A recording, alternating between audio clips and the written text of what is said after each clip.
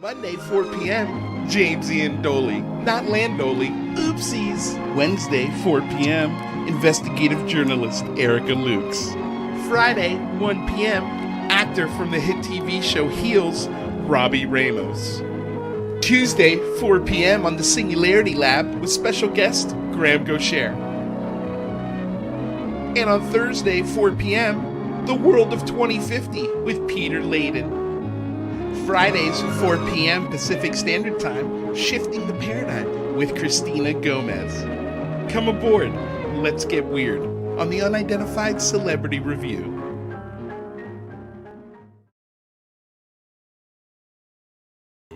Hello, everyone. Welcome to the Singularity Lab. My name is Luis Jimenez, co-host of the Singularity Lab. Michael and Kristen are getting ready backstage, and Peter Leyden is here. So we're going to be talking all about the world of 2050 and a bunch of other fun stuff. So stay tuned. I just want to say hello to everyone in the chat. Case for Infinity, welcome. Gelric Signius, welcome there, Gelric. It's always a pleasure to see you. Exo Realidades, welcome from Portugal. So happy you are here. Rather be squidding. Our friend says widespread alien contact by 2050 or bust. I hope you have already made that sign. I'd like to see you on the side of the road with that one for sure.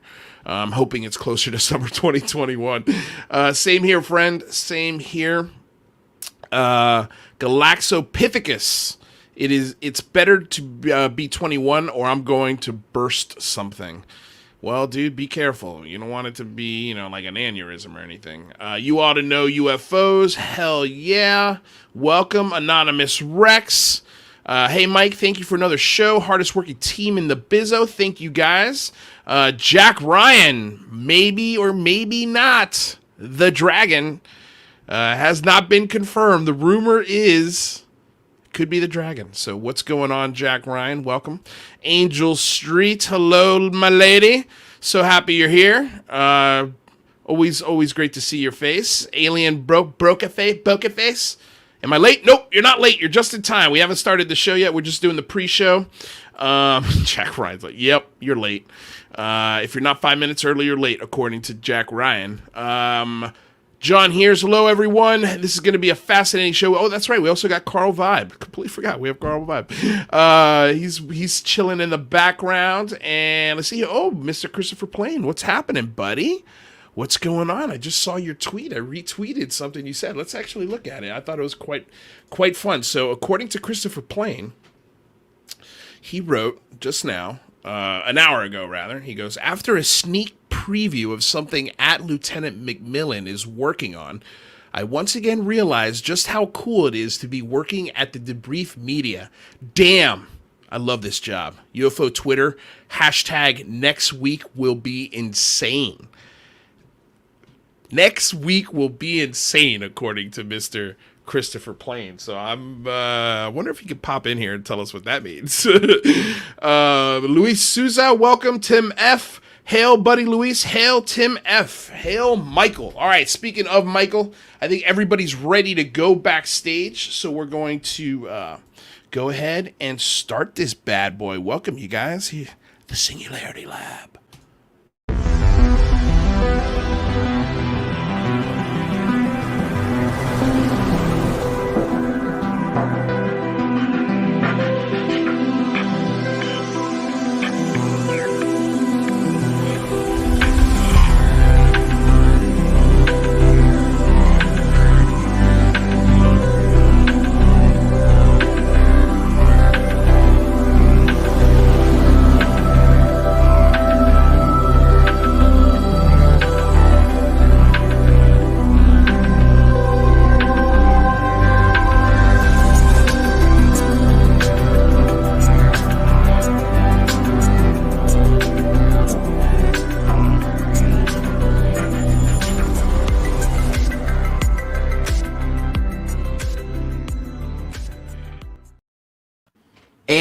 Welcome, everyone, to the Singularity Lab. It is amazing to have you here. Luis, Kristen, so wonderful. We've got an amazing show for you all today. In our first hour, we're going to be talking about the evolution of human civilization through the year 2050 with Peter Leyden. And in the second hour, we're going to be discussing breakthroughs in AI technology. We're going to be talking about quantum physics and the promise of nuclear fusion. We're going to try to get it all to you today. If we don't worry, because we're here every single Tuesday and Thursday with the Singularity Lab. How are you guys doing? Doing well. Good. How are you? I'm jacked up. I'm excited. Yeah. An amazing show. No, I'm stoked. And by the way, to the 27 people out here, guys, like, share, subscribe. Michael's channel's almost monetized. Like, we're getting so close. So the more you guys share, and don't be bummed that this is not directly a UFO show. Some way or another, I always end up squeezing that into this show. And it's not always me. So you need to be watching this show because sometimes we do talk about breaking news that happens. So just FYI. Yeah. It happens all the time. Also, if you would like, we've also got, even though we're not monetized yet, but if you want to support the channel, all you got to do is click the link below in the description. We've actually got a Patreon link right there. So if you want to contribute a couple bucks a month, if you want to contribute a few more than that, you're more than welcome to do so. And if you do it while we're watching the show, I will see that and we'll make sure that we pay special attention to your chat. All right. So now for the main event, I'm so excited that we've got Peter Leyden joining us today. He's a futurist. He's written for Newsweek, Wired. He's authored 2 books. His latest masterwork is the very positive yet plausible story of how America can solve the many challenges of climate change, economic inequality, racial inequalities, and political polarization. The story is told from the perspective of a member of Gen Z at the end of his life in 2100, as he explains not only how we solved those challenges, but helped lay the foundation for a different kind of civilization that evolved through the 21st century. Peter Leyden, how are you, sir? Oh, I think he's muted. Nope, you're muted. Let's see if we can get him unmuted. Can I mute your guest? Okay, so you'd have to unmute yourself there, Peter. You know what I think it is? I bet he doesn't have his headphones hooked up as a microphone. Oh, no. There we go. There we go. Boom. I thought you had muted me. So, okay. All right, man, I was gonna say if the futurists couldn't figure this out, I was gonna be really bummed. Yeah, we had yesterday, Peter. We had a guest, and they had horrible internet connection, and it was just really rough. So we're thrilled that we've got such a stable connection with you today. Yeah. Well, hopefully good on fiber. I'm in here from San Francisco Bay Area, and I know you guys are East Coast, right? So we're kind of basically connecting across the continent here. Sort of. Kristen and I are East Coast. Luis is actually, Luis, where exactly are you? I'm in Los Angeles. I'm on the West Coast with you there, All Peter. right, well, we're holding up the West Coast here. Okay, that's all good. Yeah. Is it hot up there too? It is really hot. Right. Hot. For us, yes. Apparently yes. for you folks, it's really hot. Yeah. It's pretty bad. It's pretty bad, but we're getting through it. Yeah. So, Peter, kind of, will you break down your transformation series so everybody kind of gets an idea of what you wrote, why you wrote it, and what direction you want to kind of take this conversation in? Okay. Well, although I'm waiting for the questions about UFOs from Luis. We'll get to those. We'll get to those. Hey, I'd like to know what your questions are. Okay, let me give you a little context here, because the longer term picture here is I came to the early Wired magazine, worked with the founders in the early to mid 90s when the digital revolution was just starting. And I worked with that team. I later ran Wired magazine in the heyday back there in the 90s. And in the course of that time there, we were trying to breathe life to people back then about how these little goofball startups with these names like what's an Amazon, how they were going to go from these goofball startups into filling out, essentially connecting up people around the world and ultimately becoming these powerful companies that in fact are now dominating the global economy. And we were still telling the story of the digital revolution and then also the story of essentially globalization from the 90s through to 2020. And I did a cover story there, a very famous cover story at the time in the mid 90s there It was called The Long Boom. And it was essentially telling the story of the world from 1980, which was in the past, through the 90s, all the way to 2020.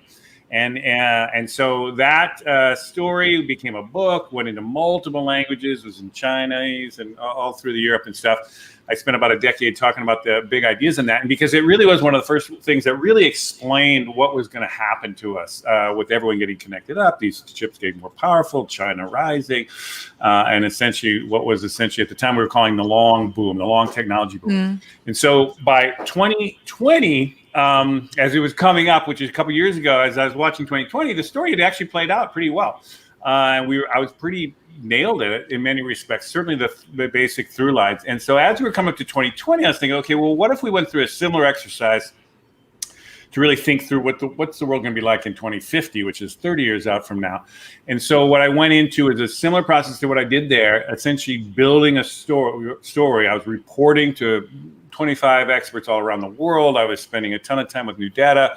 And essentially, I came through with an analysis, essentially, of what we can expect, tell the story of what lies ahead of us for the next 10, 20, 30 years.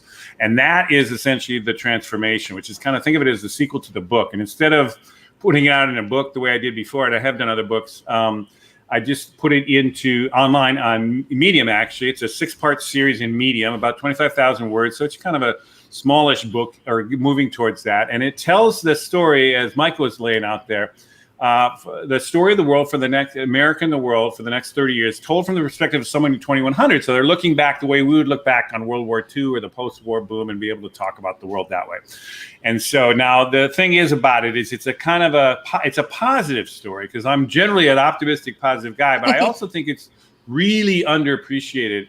So many people are focused on the doom and gloom and disasters looming and all the kind of crazy stuff. And so much sci-fi and television sci-fi and magazine pieces now and all the stuff online, just freaking people out and pushing everyone's buttons. And, people can't really see how this stuff could be much more positive and how it could develop out over these coming decades. So it's a largely positive story of essentially those next 30 years. The other thing about it was when I went into the reporting phase of this, I really talked to all these experts. I was trying to figure out how could we solve climate change, and solve by meaning getting a handle on global warming and essentially adapt to climate change in the next 30 years. How could we deal with a lot of this income inequality and issues both in America and around the world?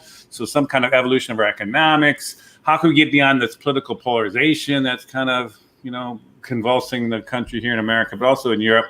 And so it was trying to figure out, how do we do that? What's the story? How are we going to look back on this and see how we pulled this off, assuming we do pull this off? And that's what this story is. And as part of it, though, it's a really solid analysis from my perspective, which my background is all these technologies, looking ahead to the future. I've been doing talks all over America and the world for keynoting conferences, speak a lot to C-suite kind of folks all the time. And it's also my best case analysis of what I really think does lie ahead. And I do think we're heading into, the short version, a triple whammy tech boom, which we can talk about and break that down. Essentially a very expansive global economic boom on the backs of that.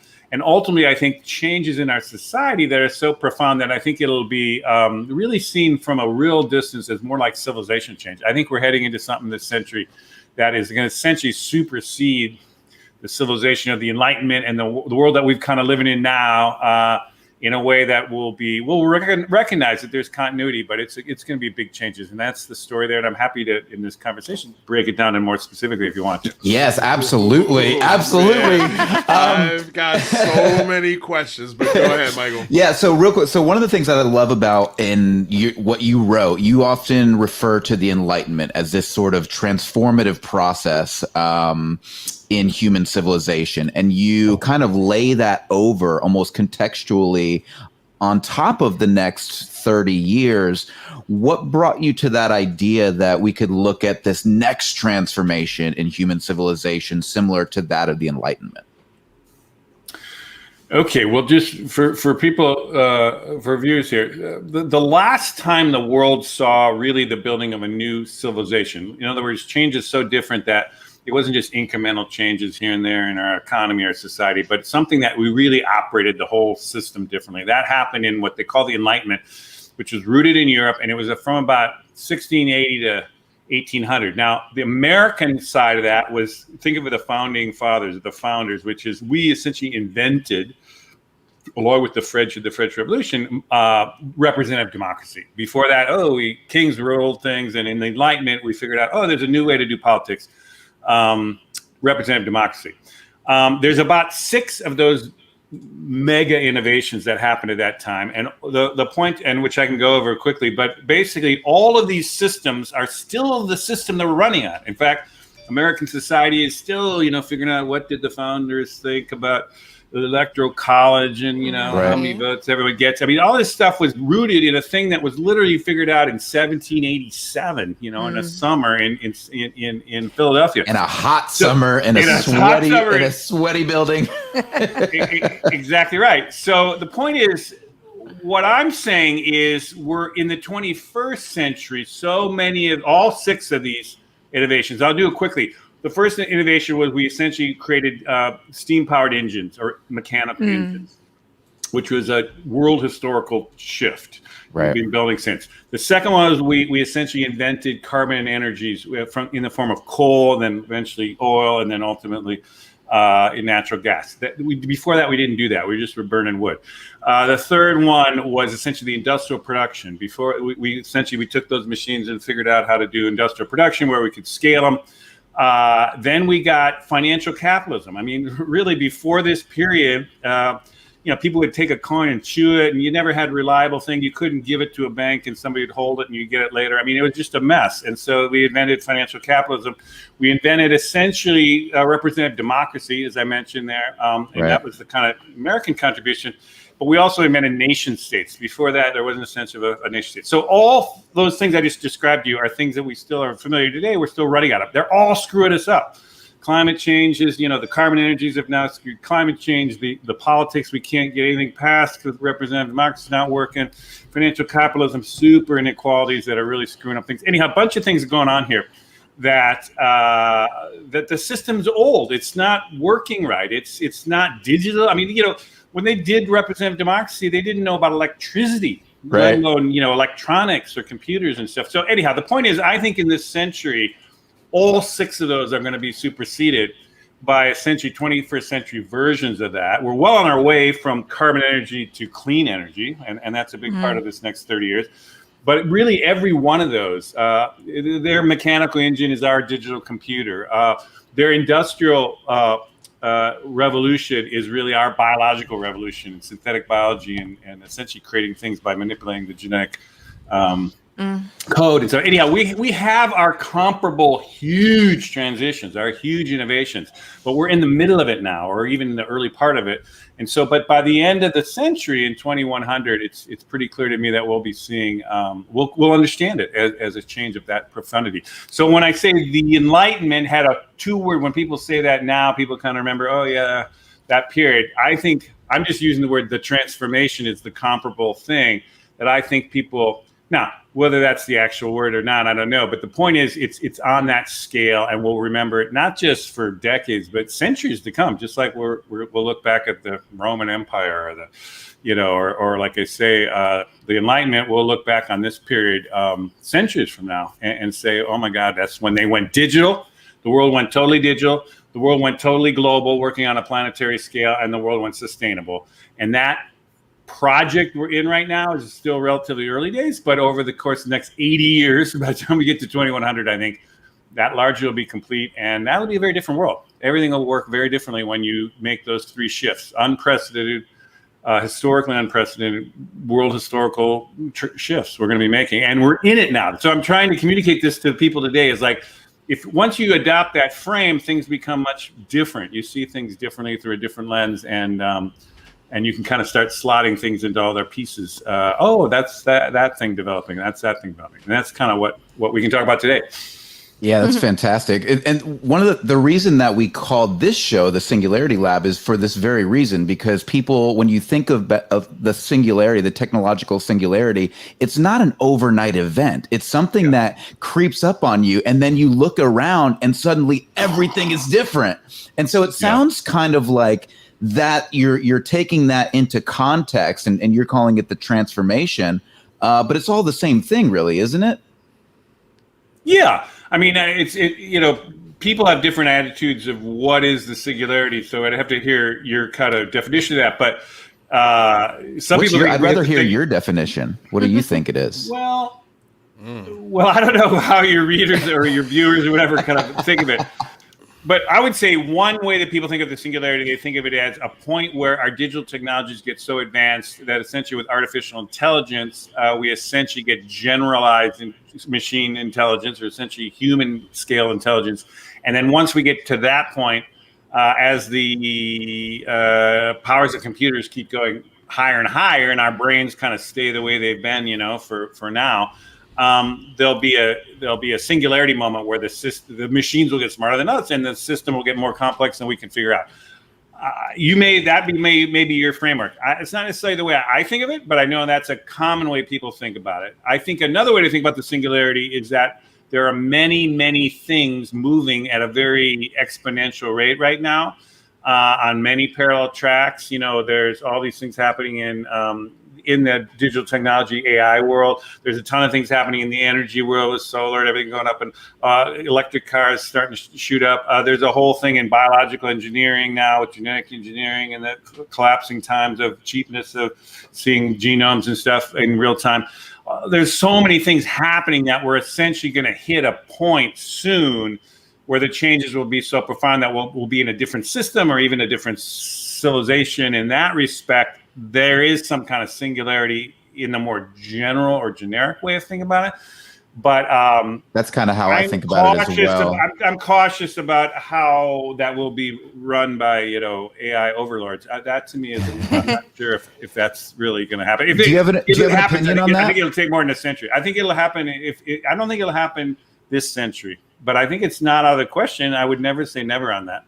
But I think it's, from what I understand, talking to AI, and I do spend a lot of time in the Silicon Valley here speaking to AI experts and stuff like that. There's a lot of problems to solve till we get to the point where a machine is as smart, creative, and versatile as humans. At least that's my opinion. Also, for even more forgiving, more understanding than humans, though, right? Exactly. So, because once you hit that threshold, once we're equal, then the question is, right? Our brains are still trapped in how fast they can evolve. The computer can just keep the power and doing more and more stuff. So that, but again, I think that's a ways off, in my opinion. Now, that doesn't mean there's going to be an amazing amount of stuff AI is going to do but they just won't be playing with us or controlling us. I don't think for a while, if ever. And that's another question too to discuss. But now. On the other hand, we might get an alien civilization that'll contact us and be able to open our brains in ways, or open our technologies up in ways that we couldn't imagine. So that is a wild card. Again, I don't know how you talk about your UFO stuff, but I'm totally down with that. I mean, I'm convinced there's other civilizations out there, and their technologies, certainly some of them will be way so advanced to us that they would essentially dwarf us in our ability to try to deal with it. On the other hand, there could be equal and fine, and we'll be all good. And I think also could be there was probably a lot more life out there that's literally just like viruses or simple organisms that we're essentially we are the ones that are the overlords of those kind of things if they're out there on other planets. Anyhow, the point is there's a range of stuff out there, but for this story, I'm focusing on what's happening at Earth in the next 30 years. Right, you didn't bring in the wild cards for that. There could be wild cards. I'm reading an awesome book right now, Project Hail Mary. It's a sci-fi book. I don't know if you guys heard this. It's by the guy who wrote The Martian, Andy Weir. Who wrote The Martian. It was also that movie that for a few years ago. Anyhow, this is his new book. Luis, if you're into this, his new book, without giving away anything. It's called Project Hail Mary, and it's about humans getting to the next a nearby solar system. But essentially, it's our first contact with alien life, and there's a lot of real intelligent life. I mean, they're equal to us, essentially. And it's a fascinating story of like, how would we communicate? Like, how do you start even communicating? How different they were as an organization. and that far from Earth, you're kind of, anyhow, it's hard to communicate back to Earth. Anyhow, the bunch of interesting things about it. It's a fascinating story, but it's up your alley. You should think about that. Yeah, I will definitely check it out. I feel like the biggest issue that I see is going to be a resources issue, water, food. Because the population is not getting smaller, it's only getting bigger. And it doesn't seem like the technologies we have today, in some respects, they are reaching those most desperate parts of the world, but in a lot of respects, they're not. And so how do we figure out how to get the warlord in Africa to partake in this technological revolution that should benefit everyone? But also, how do we solve the resources problem? My biggest thing is fresh water. I feel like fresh water is going to be the thing that is going to be a really finite resource in the future, and I think there might even be some positioning, geopolitically speaking, to make sure that the fresh water is secure. So how do you think that's solvable? Do you even see that as an issue? Am I crazy on that? Yeah, well, there's three things you kind of raised there, which I'll do quick hit out for my hit. And again, you got to remember, I'm an indefatigable optimist, so I'm going to basically going to come back with the positive reframe of everything you said there. Not to say not to say that I'm cognizant of the challenges and I understand the risk and I understand the negative possibilities. I just think a lot of people have laid those out so clearly and so many versions of understanding the negative possibilities. Then I kind of focus on the positive. So the first thing about it is that warlord in Africa. Here's one thing that people don't really realize. But right now, we got about 60% of the world is on the internet right now, 60%. Now, to put this in context, in 2000, just 20 years ago, or a little over 20 years ago, it was about a third of North Americans were online and pretty much nobody else. Nobody was online. That was 20 years ago. I mean, literally, when I wrote that initial story in Wired, it was only 25 million people on the internet. It was 1995, and now it's 4 billion. I mean, so anyhow, the point is, there's been a crazy expansion just in the last 20 years. But here's the thing: we still have 40% of the planet not on the internet, and inevitably, and this is inevitable, by the end of the decade, we are going to have every single human being pretty much have access. There'll be a smattering of people that won't have it, but we got all these next generation low level satellites. Elon Musk, among others, is doing this. The prices keep coming down. It'll be high bandwidth, 5G and above. It'll be awesome. And the smartphones of today will even be more powerful, cheap, the whole thing. Anyhow, the point is we're going to have all 8 billion human beings connected, which is a kind of crazy thing to have happened in 30 years, basically. So anyhow, there's a connectivity thing about the warlords, the people who are getting knocked around by the warlords. I mean, they'll be tied into this world of different things. Second thing, which is really interesting about that, is with AI's development, even where it is now, probably within 5 years and even less, we'll have natural language, simultaneous language translation. I mean, we're getting pretty close now. This concept fascinates me because the ability, if you could imagine us sitting on this conversation right now, if you were French and you were Nigerian and you were Spanish, we would all just be able to communicate perfectly, and everyone watching would be able to hear that in their own language instantaneously. This is what Peter's talking about. Like this is the shit that blows my mind. It's a done deal. I call I call these things these are inexorable trends. And I call it track the inexorable. Track the inexorable. In other words, these things are just going to happen. They're already in motion. There's almost nothing that can stop them. Even if you wanted to, you're not going to stop it. So anyhow, it's just playing out. I mean, and you're absolutely right. Not just on the video here. It's like this earbud here. I'll be able to walk into a market in China and I'll be able to talk to the peasant there in a way that peasant would never be able to talk to a guy like me, and I'd never be able to talk to them. Anyhow, that's all happening this decade, and it's going to be this crazy mashup. I mean, you think things are nuts now, it's going to be nuttier even for a while. And on the other hand, it'll be this innovation and this creativity that as you get these cultures and people from all the planet do that. So anyhow, that's one thing that's happening that I think is people are underestimating in terms of how integrated the world will be, at least with our telecommunications infrastructure. That's one thing. Right. Second thing is about the food thing. And this, as a longtime tech guy, came to the early Wired, is all about the digital revolution. Really, the revolution that's really the most interesting right now and the most underappreciated is essentially the biotechnology revolution, or essentially there's different words for it. There's synthetic biology is another word that people use for it, which is essentially we've done two things that humans have never been able to do before, just in the last 20 years. Like in 2000, 20 years ago, we had not even cracked the first human genome, and it cost $2 billion with a B dollars to crack the first human genome. It took us 15 years of trying to do that. Now you can get, any one of us could get our human genome done for less than $1,000. It's probably close to 500 now for people like us, and it'll eventually be like $50 or something. So that is just a crazy amount of cost.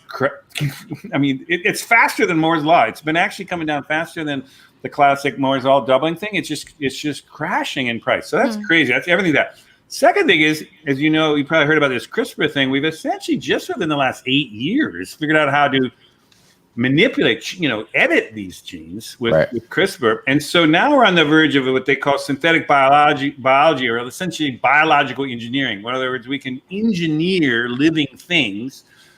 And there's a scary side of that. Oh my God, what can you do? But the other side of it gets to your food and water a little differently. But the food thing, for example, is assuming people can get over their kind of GMO issues, which is a kind of a first world issue thing, I would say.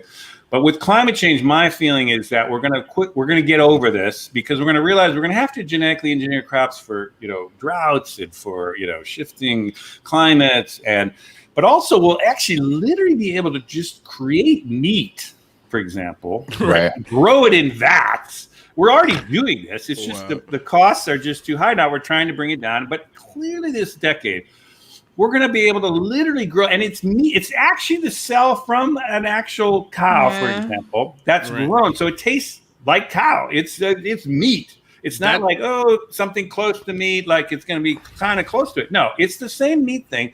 It's just that we grow it from the molecule up in a vat, rather than have this animal roam around a giant prairie and drink an insane amount of water. And and push out methane through farting, basically. Well, and that's a huge point. That's a huge point as it relates to the water problem, because cows are such a heavy freshwater resource. Insane. So if you take that out, then you're saving just ridiculous amounts of water there alone. But here's the issue, though, is that you're also taking out an industry of people.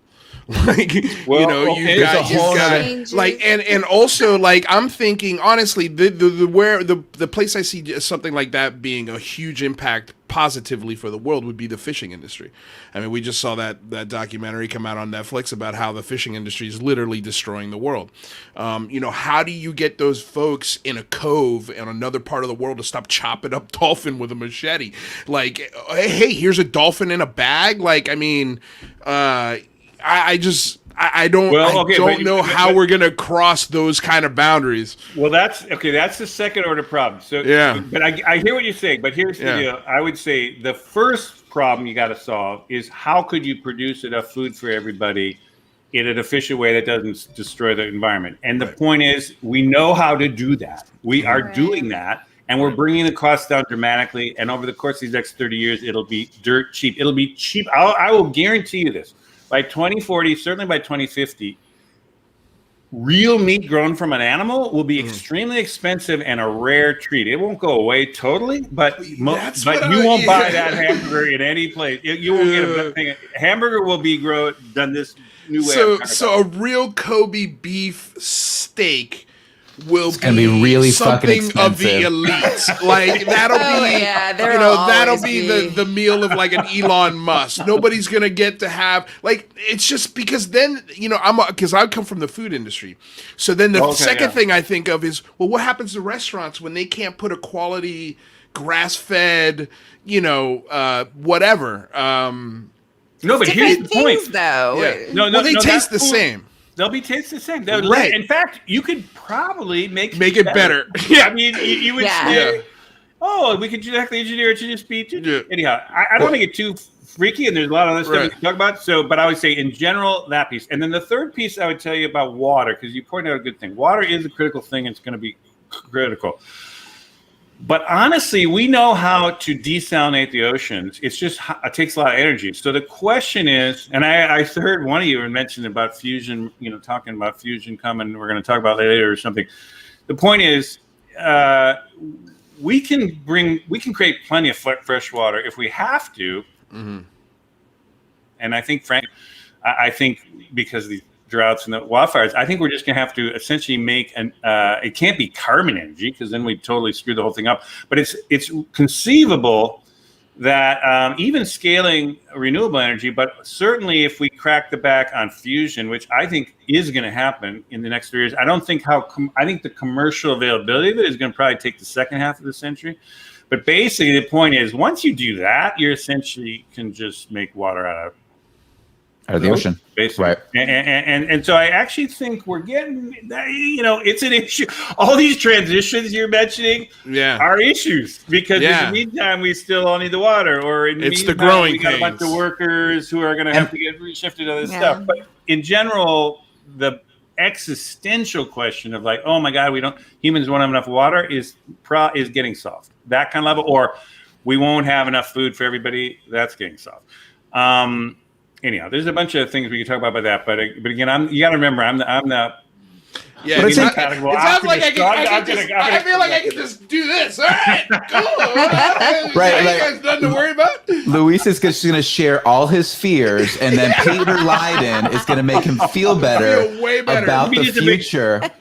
A big therapy session. It's a big therapy session where we're peeling away the layers of all of these fears of the future of the technology. But you bring up a good point, Luis, and I think that we have to be thinking about, we're going to be eradicating industries. But I think Peter brings up, and if you read, and I recommend everybody who's listening to this, go read what Peter wrote. Make sure you click on the link below and follow him. And I'll go ahead and reset the room about who Peter is right now. But what you wrote is, I think it is positive, but it also speaks to normal transitionary periods. Things are always changing. And just because one industry dies doesn't mean another industry is not going to reborn. There will be growing pains.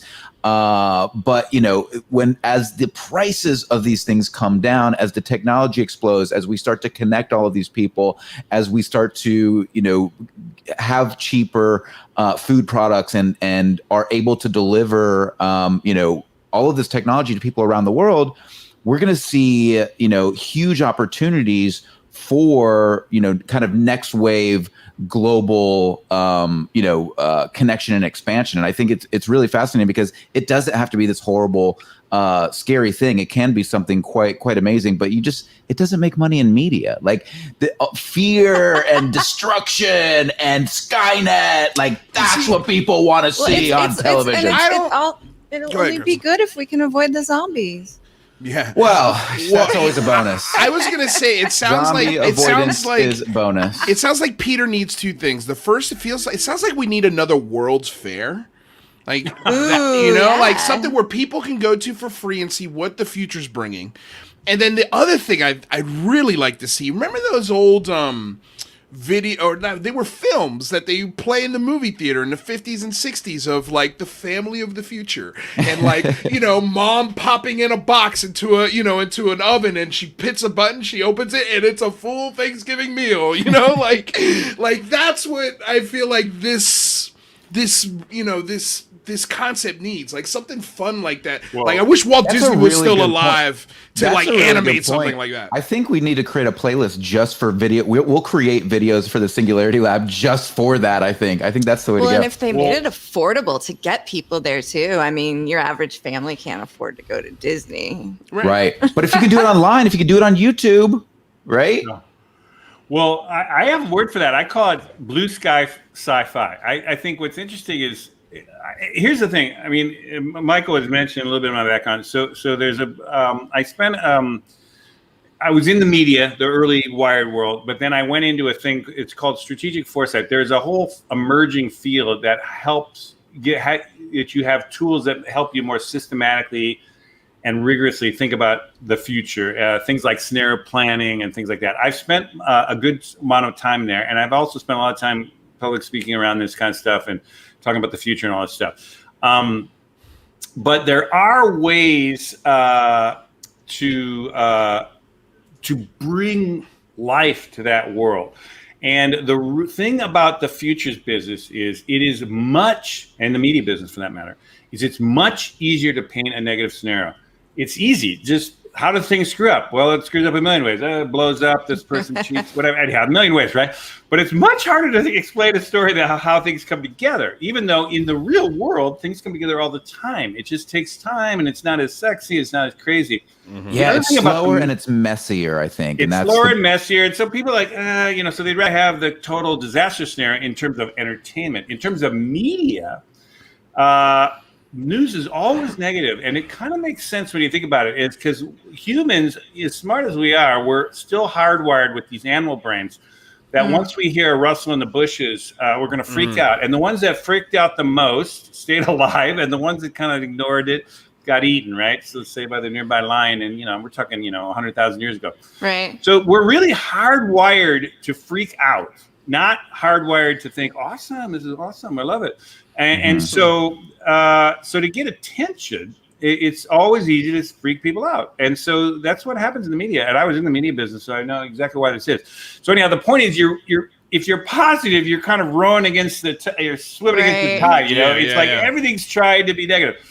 So that's why I say, where is blue sky? Blue sky, like positive sci-fi. You'd think it'd be a cool thing, but no, it doesn't. Because, when people talk, it's kind of boring, or it's like, I don't want to just see everything good. I want to see the evil guys. That's a really interesting point, Peter, because this is what my biggest complaint, that they've never done a Star Trek spinoff about the movement between, first contact, warp, and this egalitarian society that was created. Like, where is that spinoff? Like, I want to watch that show. Well, Star Trek is the one interesting one where that was a largely positive view of the future. It was one of the most positive, and it was absolutely. very positive, and it was also popular. So that is dealt with racism, dealt with sexism, dealt with. Really a good thing. So anyhow, it's not like there's none of it out there, but I would say we need more of it now. So, Luis, I love your idea. Let's run with that one. Blue sky sci-fi, we can call it. Yeah, I man, listen. If I ever see a vintage, especially like a Disney cartoon where Walt Disney was actually, making the slides and informing the artist on how he thinks the future is going to look, and Tomorrowland, I love that stuff, dude. And I can watch it all day. And what's hilarious is I think Disney actually has done a new version of the retro Mickey Mouse cartoons.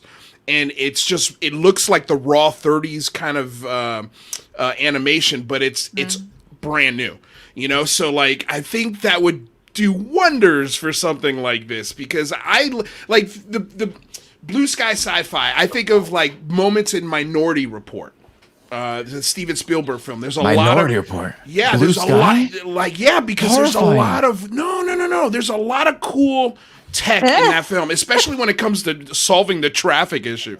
Like that to me is one of the biggest issues. Is how do we solve traffic? Can I tell you something about Minority Report? This is a weird personal connection to me. So the company I worked for after Wired in the futures business literally were the people behind Consulted Minority Report. on it. Yeah. I mean, literally, it was called a thing called Global Business Network. I literally worked there I had offices there for 7 years. I co-authored a book with one of the founders. Anyhow, Spielberg came to us and literally said, I have no idea what Washington, D.C. in 2050 is going to be, but maybe you guys do. So we literally, it was a series of workshops we did where we took from our network of people in all these different fields. We said, oh, here's someone in transportation or biotech or, person. It ended up being, I think, like 23 people or something like that, right? Yeah, you've heard that. Yeah, exactly right. It was that. Exactly right thing. Yeah, that was, literally that was a company I was involved with. I know a ton about that. But here's what's interesting about that. When you do, Michael, you were saying dystopic. Go re-watch that film. It's amazing how much shit has happened that's comparable to what came out of that. Now, the one thing that was weird, and this is a Spielberg thing. He went against our team, said, there's no way the cars are going to be driving up the fucking skyscrapers. Right.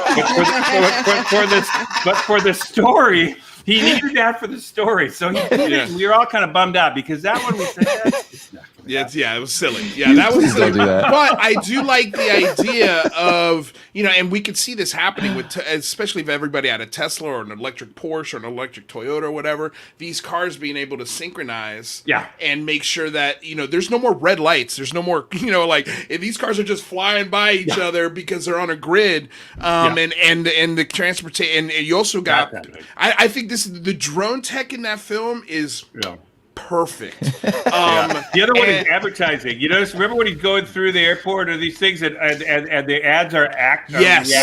That's coming. They do that with the Oculus Rift. When you sit in a live sporting event, whatever your Facebook is hooked up to through this Oculus, and the ads that normally would come up in your Facebook are showing up on the scoreboard or showing up, on whatever advertising spots that the stadium has. It's here. It's here. Already happening. It's already happening.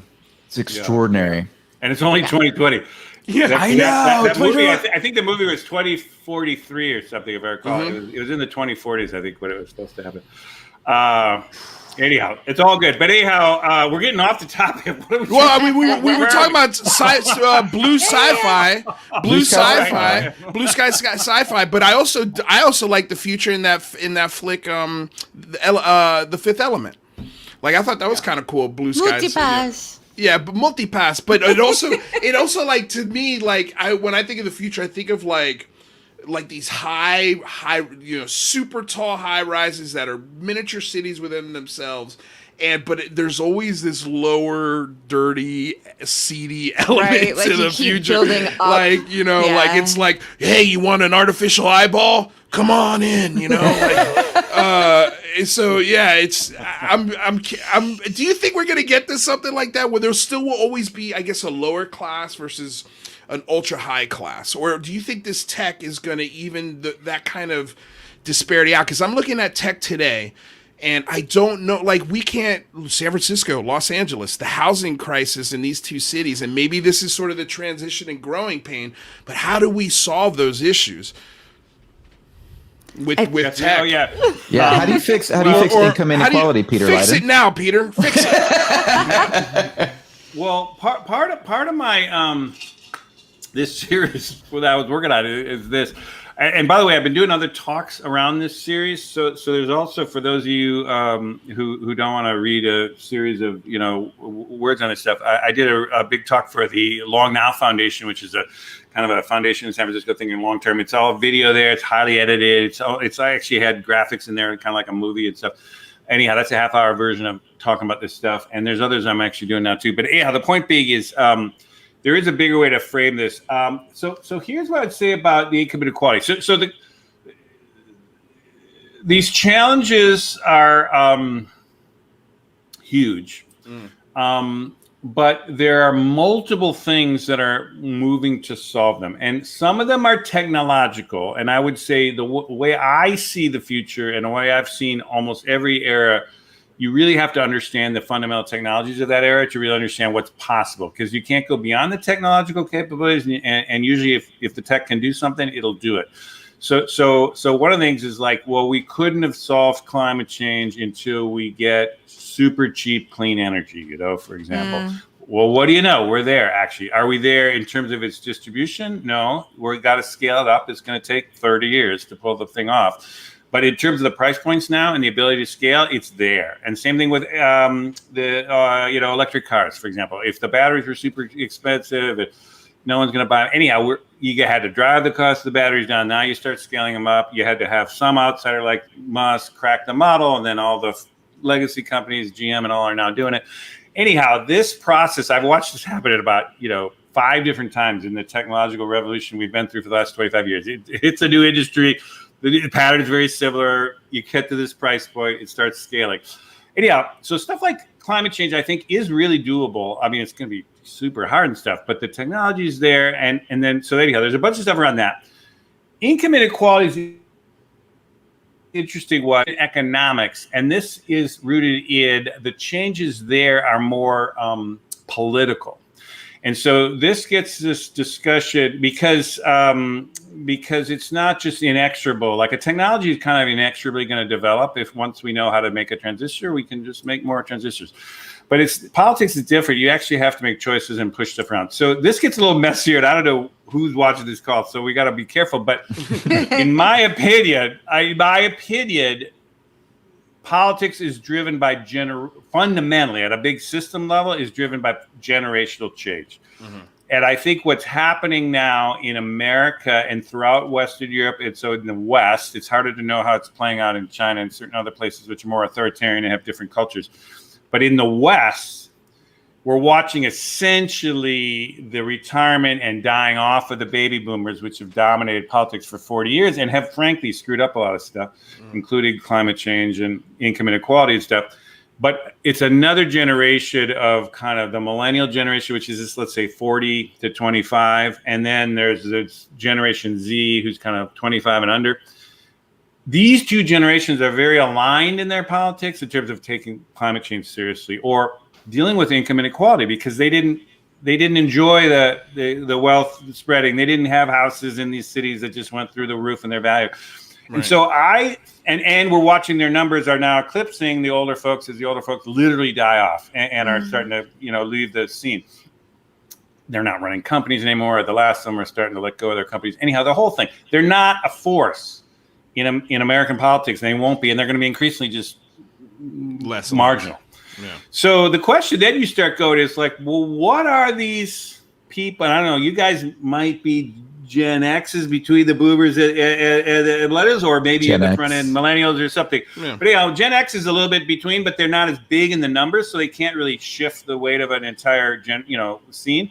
But the millennials can. They're a huge generation, and same thing with Gen Z. So anyhow, what I'm just saying is what I think on these tougher political, social, redesign society things, spread wealth differently things, let's tax, differently things.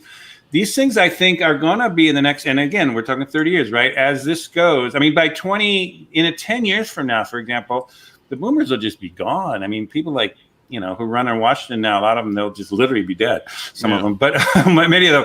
But I mean, the point is we're going to watch a different generation with different priorities. And I also think this is a weird one, but I think because one of the issues I did also wrestle with in this series was racial, inequities and racial reconciliation. And I think these generations are going to work that through in a way that no previous generation could do it, partly because both those generations are about 50-50 white and people of color. And so, basically their kids are all going to be people of color.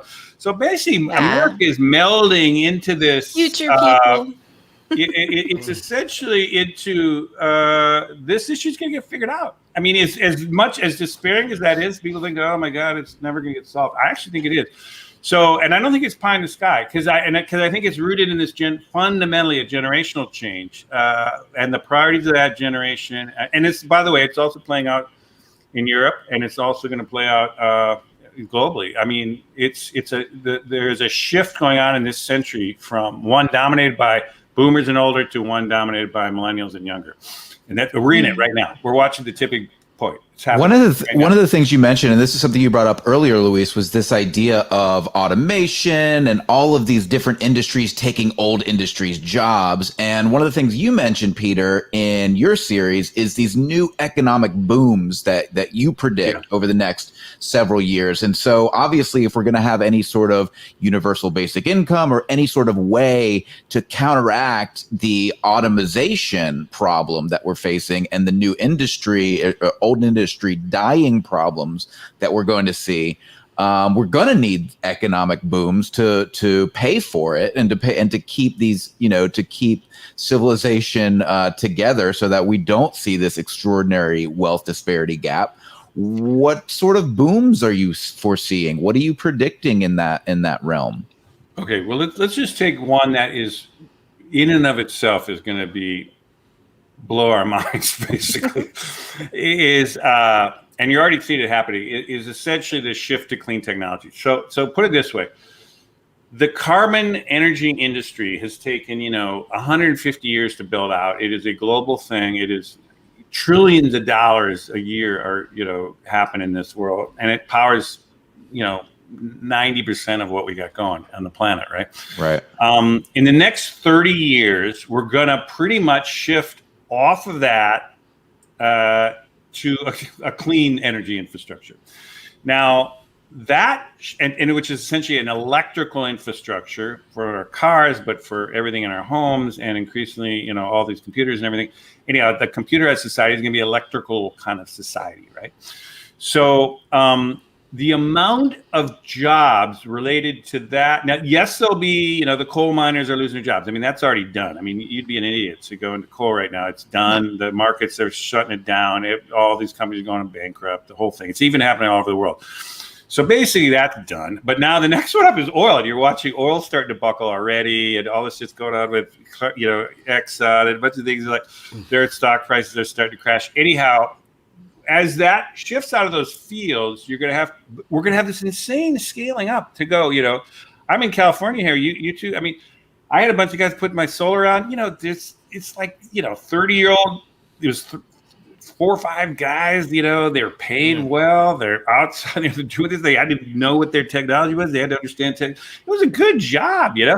And anyhow, there's this retrofit going on and all that kind of stuff. Anyhow, there's a million examples of how this build out, this transition. I actually have an electric car too, and to be honest, it's a Tesla, and it's weird. Tesla now has all these stations all over the place. You pull it in there, everybody in there is super well paid. They love their jobs. The point is there is an alternative thing that you shift to. Now it gets messy, and the guy who knew one thing is hard to get to the next thing. And right. There's an age thing. If you're too old, it's going to be hard to make the change. And anyhow, there is a messy transition. But that said, is the number of jobs in this new booming clean tech economy, for example, will probably supersede what we had before. There's this whole infrastructure thing. You got to rebuild everything into electrical infrastructure. You got to rebuild the grid. I mean, anyhow, the bunch of stuff, a lot of opportunity. 5G is going to take an extraordinary amount of manpower and development. And money to be made. I mean, already the money's shifting on Wall Street right now. There's tons of money going into space. So anyhow, the point is, it's a messy thing, these transitions. But here's just another little thing to keep in mind. If you go back to 1900, 80% of Americans were on the farm, were agriculture workers, and I think it's now about 2%. And we have more people, we have way more people, and we feed not only America, but the world. So these 2% of the people, from 80 to 2 in about 100 years, right? Actually, it happened in less than 100. It's about 75 years. But anyhow, the point is, did that mean we had 78% of them were unemployed? No, it's like we didn't even notice half the time by the end of it. Same thing. It used to be 35% of Americans were in manufacturing jobs, and now it's like 12% or something. But anyhow, so many jobs now. Like, if you would have asked someone what's a web developer or what's a software coder 30 years ago, or they would have said, "What is the web? I don't even know what it is." Right? So, but anyhow, the point is, there's this churn of kind of reinvention that happens, and really, my way of thinking of work is nothing more than problem solving. And so if a machine can do a routine, boring job better than a human, my sense is great. I mean, a human being shouldn't screw on 30,000 hubcaps onto an assembly line all day. They're going to go insane, right? That's a robot can do that, right? And now, but people think, well, the guy who used to do it was getting paid, $45 an hour. Bought a house, and that's good. Yeah, that I get. But the point is, so that's attention to the society and how do we make the transition and what's the living wage and, how do you retrain? And there's issues around that.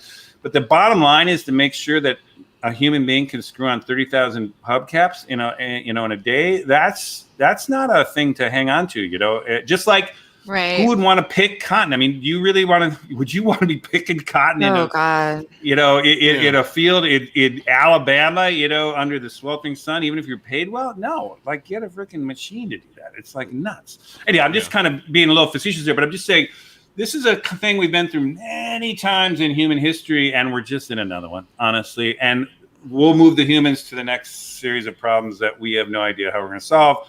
And the machines will do the ones that we know how to do, but you do it better, faster, cheaper. Great. It's a machine. Anyhow, that's my idea. At the same time, we're evolving, though, biologically more away from animal behavior than we were. So I think because of that moves us more towards an understanding of not feeling that animalistic scarcity of like, if I don't hoard all this, then I won't be safe. Yeah, that's a good. I mean, the fear you're talking about, people in the past, people were worried like paid. Well, this is, I mean, Michael has mentioned universal basic income. It's something that, frankly, 10 years ago, when it was first being talked about, people thought it was insane.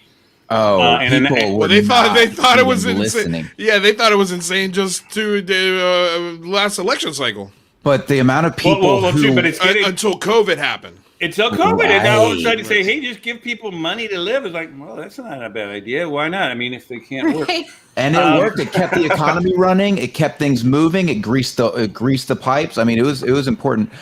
We are approaching our 1 hour mark, Peter. That felt like it was like 10 minutes. My God, Peter, I want to hang out with you all day.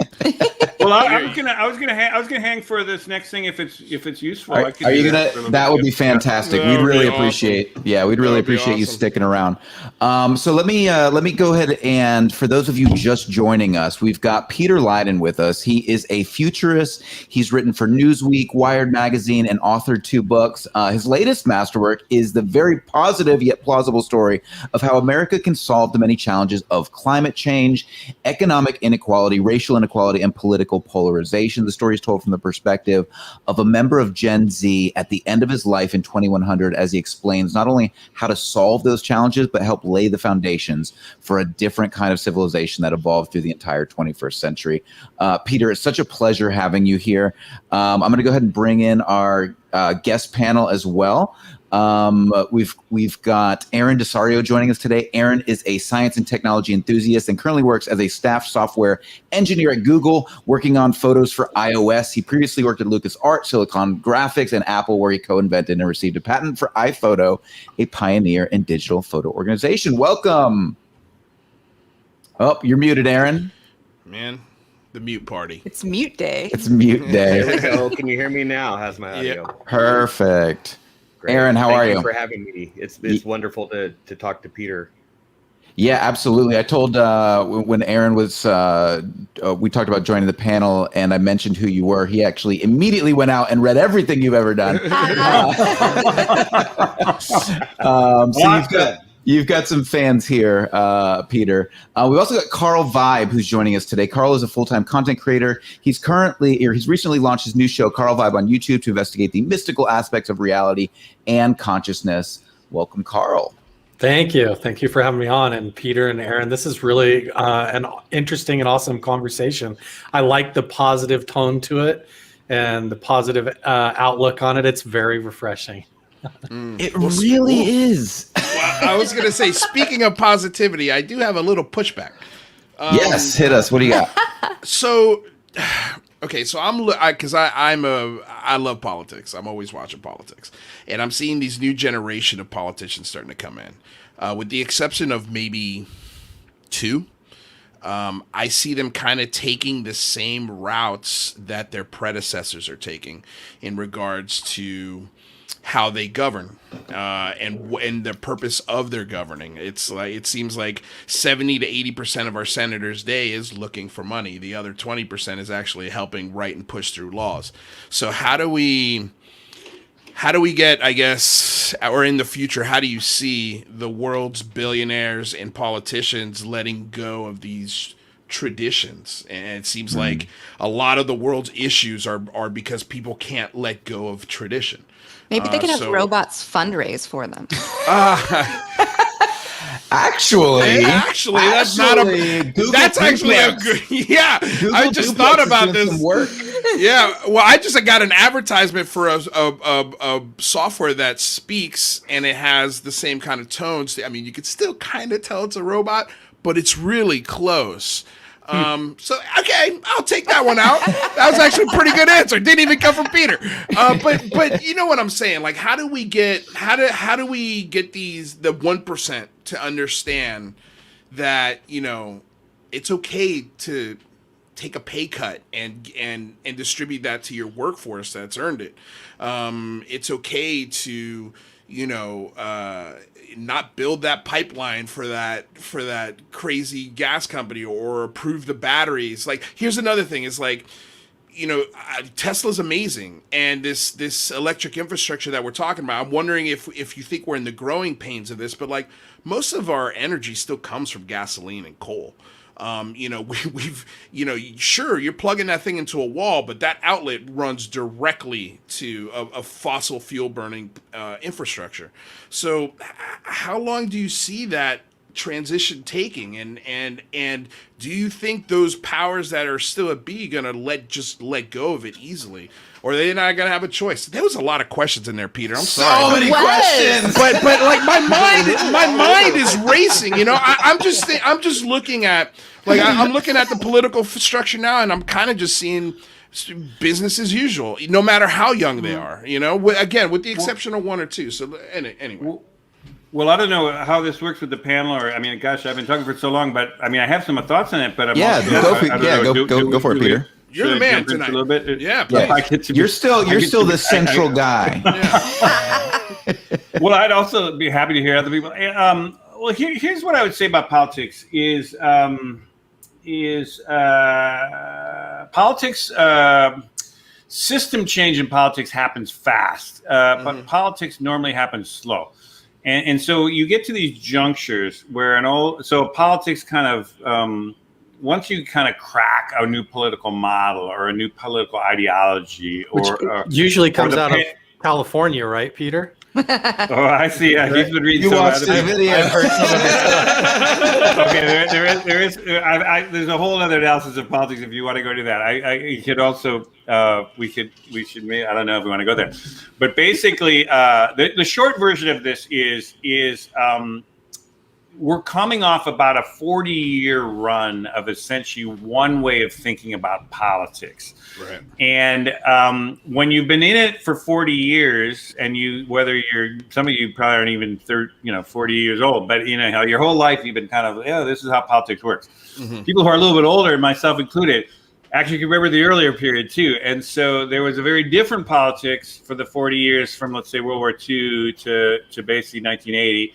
And then there was a kind of a shifting relatively quickly in America in politics, but also European politics in 1980. You can kind of represent it with Ronald Reagan, the Reagan Revolution, Margaret Thatcher, and a bunch of stuff. Conservative revolution basically came there.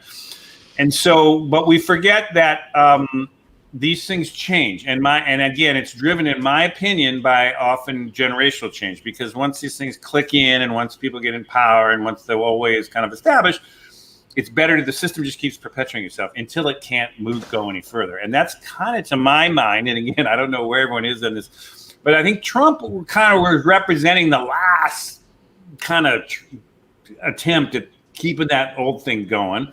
And I think we're watching something new. That doesn't mean Biden is the next, knows everything, but I'm saying we're at a cusp between these things. And so what I think is going to happen in the next 10 years is Luis, you're reacting to the death throes of the last decade of this last thing. And you don't even probably remember because you were probably even alive. I mean, there was a vitality to this era in the 80s and other periods, where things were working better and things are happening. But by the end of it, it was just a corrupt kind of, polarized, paralyzed mess that didn't get anything done.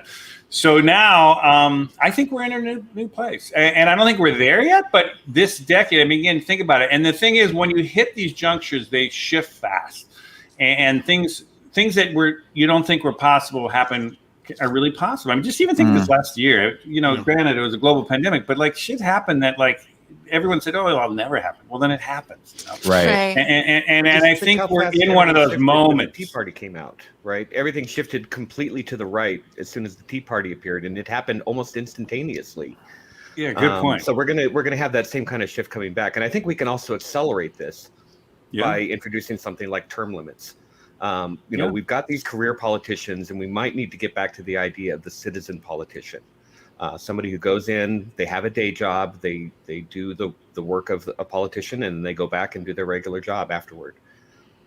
Yeah, well, I'm sorry, I was gonna say this idea, like we have like congressmen and senators that live in districts where the median income is $25,000 a year, and the senator is getting paid $180,000 a year. How does he represent that community? Like, how's it even possible? So that's a good point. It seems like with the technology and the advancements and everything that those walls will gradually drop, just like Peter's saying with the communication barriers, where people that don't even speak the same language, instead of waiting for closed captioning to pop up that they have to read, that'll become so analog in the near future, even just 10, 20 years from now, to where people will be able to come from completely different cultures and transcend those barriers on the fly, live while they talk, even on video. And these barriers are going to just have to drop one at a time as they approach them, I think. I like what Carl said here, and I will say another thing about what he's saying, which is I think we really got to think expansively right now, because I think the actual form of our democracy is going to change in the next 30 years. It has to. Because, so when you think about the structure of, the Constitution and how America does politics, like we were joking about it. It's like, it was kind of devised in 1787 and whatever. It hasn't changed. It's changed a little bit, evolved a little bit, but not much. And so the question is, back then, they didn't know anything. They had to figure out a way, well, we need a representative from this thing to ride a horse to come here for a little bit of a session so we could all raise our heads and we could make votes and, that they could kind of ride the horse back and they can explain what they did. And, that's the system, right? But it's kind of nuts in a system now where 400 million Americans are like constantly, immediately connected and knows a million things fast. And we got machine learning telling us things that we humans couldn't even know about. It's like, would you just ignore that whole set of tools and ignore that whole ability? And would you stick with this goofball thing that was figured out 250 years ago? No. But it's tradition. That's the thing. It's tradition. Like, how are you going to convince? How are you going to convince that gun-toting Republican that the government, the system that his forefathers made, is now obsolete? Like, I'm with you. Like, I think you have to wait for them to die off. It'll go like Blockbuster, Lou. But listen, man. Those traditions get passed on and on and on and on and on. But don't you think the majority of people are interested in seeing it change? I think that's what. Yeah, I agree. I think. Look, it's absurd to me that we still go to a voting booth to vote when we have the internet. It's insane to me. Like, you have to leave your job, jury duty. Like, now in the time, who wants to go to a courtroom and do that now? So I don't think anyone ever wanted to. No, but I'm just saying, but I'm just using that as an example. Russia would have a field day if our voting was online. That's an interesting and fair point. We should actually have this conversation at some point. Bring somebody on. Actually, we should bring NP on sometime to talk about this, how we could secure online elections. But let's not go down that rabbit hole just at the moment. No. I'm just saying, look, it should be Congress should be able to move as fast as the people think. If society is saying, I have an argument with that. Actually. No, there's got to be checks and balances still. Of course, it's still got to go through a process, but the process should be faster. Like, if gun rights, we should be able to put that idea on the table, let the people vote on it, and then that law should be processed quicker. I'm not saying in 3 days, but it should be a couple months. Laws and have people obey them. That's not going to happen. Right. These are traditions. But again, I go back to traditions. People are not going to let go of these traditions. It's going to be hard to convince them, is what I mean. Well, and I think there's a balance to be maintained here, right? Because you do, just because the majority of and the Greeks knew this about democracy. So many people know that, and I think Socrates actually hated democracy for this very reason. He said, if you have a ship full of people and only one is a ship captain, and you take a vote about how to run the ship, and the majority of the people will run that ship into the ground, and the ship captain is the only one who could have actually run it. So popular demand and populism isn't always the best answer. And the faster you have populism, the faster you can move a ship off that's moving in a decent direction off that direction. So I think there's got to be a balance. To your point, Luis, checks and balances. You don't want people changing something overnight on a whim. You want to think these things through. Yeah. Right. True. I think there's a lot to be said there, but I like Carl's comment, which I don't know is in the tumble of discussion. It's like I think we underestimate how adaptable Americans are. Honestly, he made this comment of like Blockbuster. They were, used to be we had a tradition of you'd go to the Blockbuster with right. and you'd look through the stacks and you'd choose a thing and you'd bring it home and you'd plug it in this thing and you'd have this little ritual around it. It's like we didn't hang on to that. It was like, right, but like, there's what a stupid thing. But I mean, but there's a million examples of this. I mean, it's like Yeah. you used to go to school. You could all had to physically go to school. It's like all of a sudden we had a pandemic. It's like everyone's on virtual. It's like who thought that was going to happen overnight? It's like it's actually not too bad. We all thought everyone's going to have to commute into work, for the rest of their lives. And then we had a pandemic, and now it's like nobody wants to go back to work, so we're all going to work from home. Anyhow, crazy shit happens pretty fast. Yeah. And traditions get let go pretty fast. And I think we should stay open, at least. I agree. You're raising some good points, but I'm just saying I think we should stay open to how. Oh, without a doubt. And the other thing I would say this is system change happens when there's in times of crisis. And that's the other thing that happens. So when you have a global pandemic, shit happens fast. When you have a climate change, I mean, I'm sitting here, and Luis, you're in the corner of it. I don't know if you guys folks know, and the rest of the country here, but like the Southwest is it's like insane temperatures right now. It's freaking June in the dry season that normally it's as dry as now in like October. We are just going to be on fire for the next, month. Decade. And, did I hear like 119 in Arizona? Something insane. Oh yeah, Death Valley is I think 127 right now. Now, granted, it's Death Valley, but I mean, it's like 127. Like human beings don't do well at 127. You can cook a steak at that. My do studio computers. was actually in my garage, and I had to move into my living room because it was too hot for the computer. Wow. Slowed everything down. Exactly. Actually, that's true. My computer. But anyhow, what I'm saying is, when you see the pressures of climate change, or issues coming on here, or Luis, you're raising the specter of food and water shortages and shit. I mean, people are going to do stuff quicker than we think. I think. Yeah. No, I think you're right. I think you're right. It's like, our little tradition of this or that is going to be like, I'd rather have food and water and solve this crisis. Yeah. It has a way of jumping expectations too. Like even with the Blockbuster analogy, like I anticipated that it would transition slowly over time, where it would go to like thumb drives or SD cards that you would go and have a membership, or even like a credit card that you'd go and download the movie. But it literally just jumped right past that, and next thing you know, Netflix is in our face, and it went right past the red box and right to digital downloads right into your home. So even like the way the world goes feels like in a microcosm of our own perspectives. Mike's dad had a laser disc. Yeah, it was popular for like a week. He was the first person on the block to get a laser disc, and like and then it was gone. It was over. DVD just took it over. It was over by the time he plugged it in. Seth makes an interesting point here. He says, I enjoyed going to Blockbuster with friends and family. The journey was very fulfilling and pleasant. Fond memories of Blockbuster. I don't have emotions for Hulu. Well, here's the thing also, and I'm going to bring this point up. I think the future is going to be a lot brighter than I foresee it, but these are the issues I see. Yeah. Like, there is not as many Blockbusters as there are weapons in this country. There are more weapons in this country than there are people. Like, it's like he just said, I like the experience. I like the feel.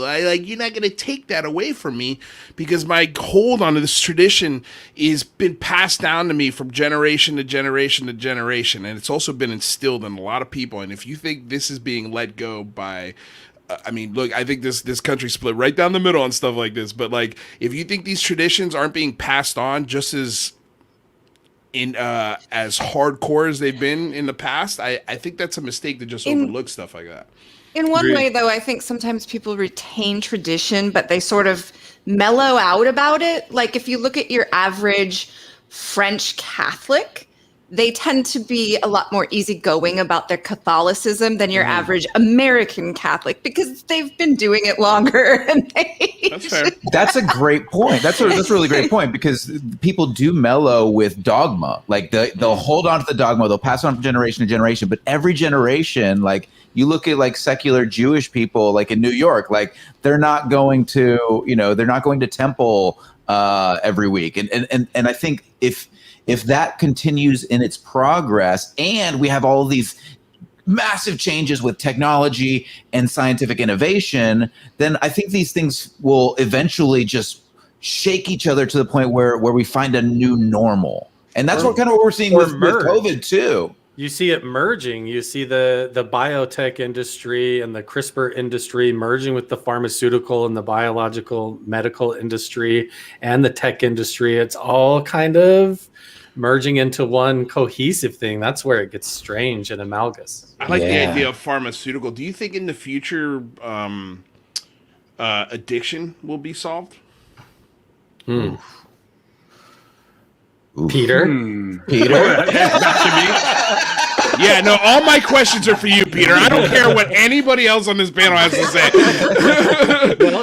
You see the legalization in California and stuff ahead of the curve, so maybe...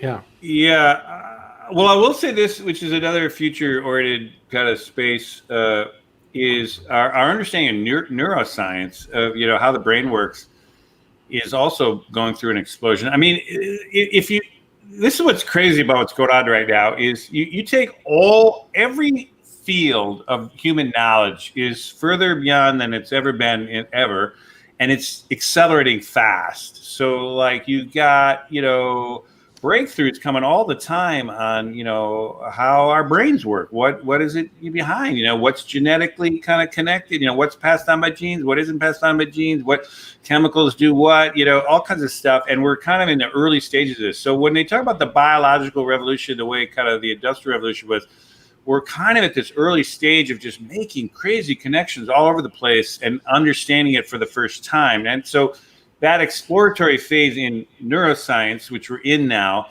will get commercialized over time, where we'll understand it and regulate and be able to kind of do it. So it's not crazy to think we will get a handle on addictions.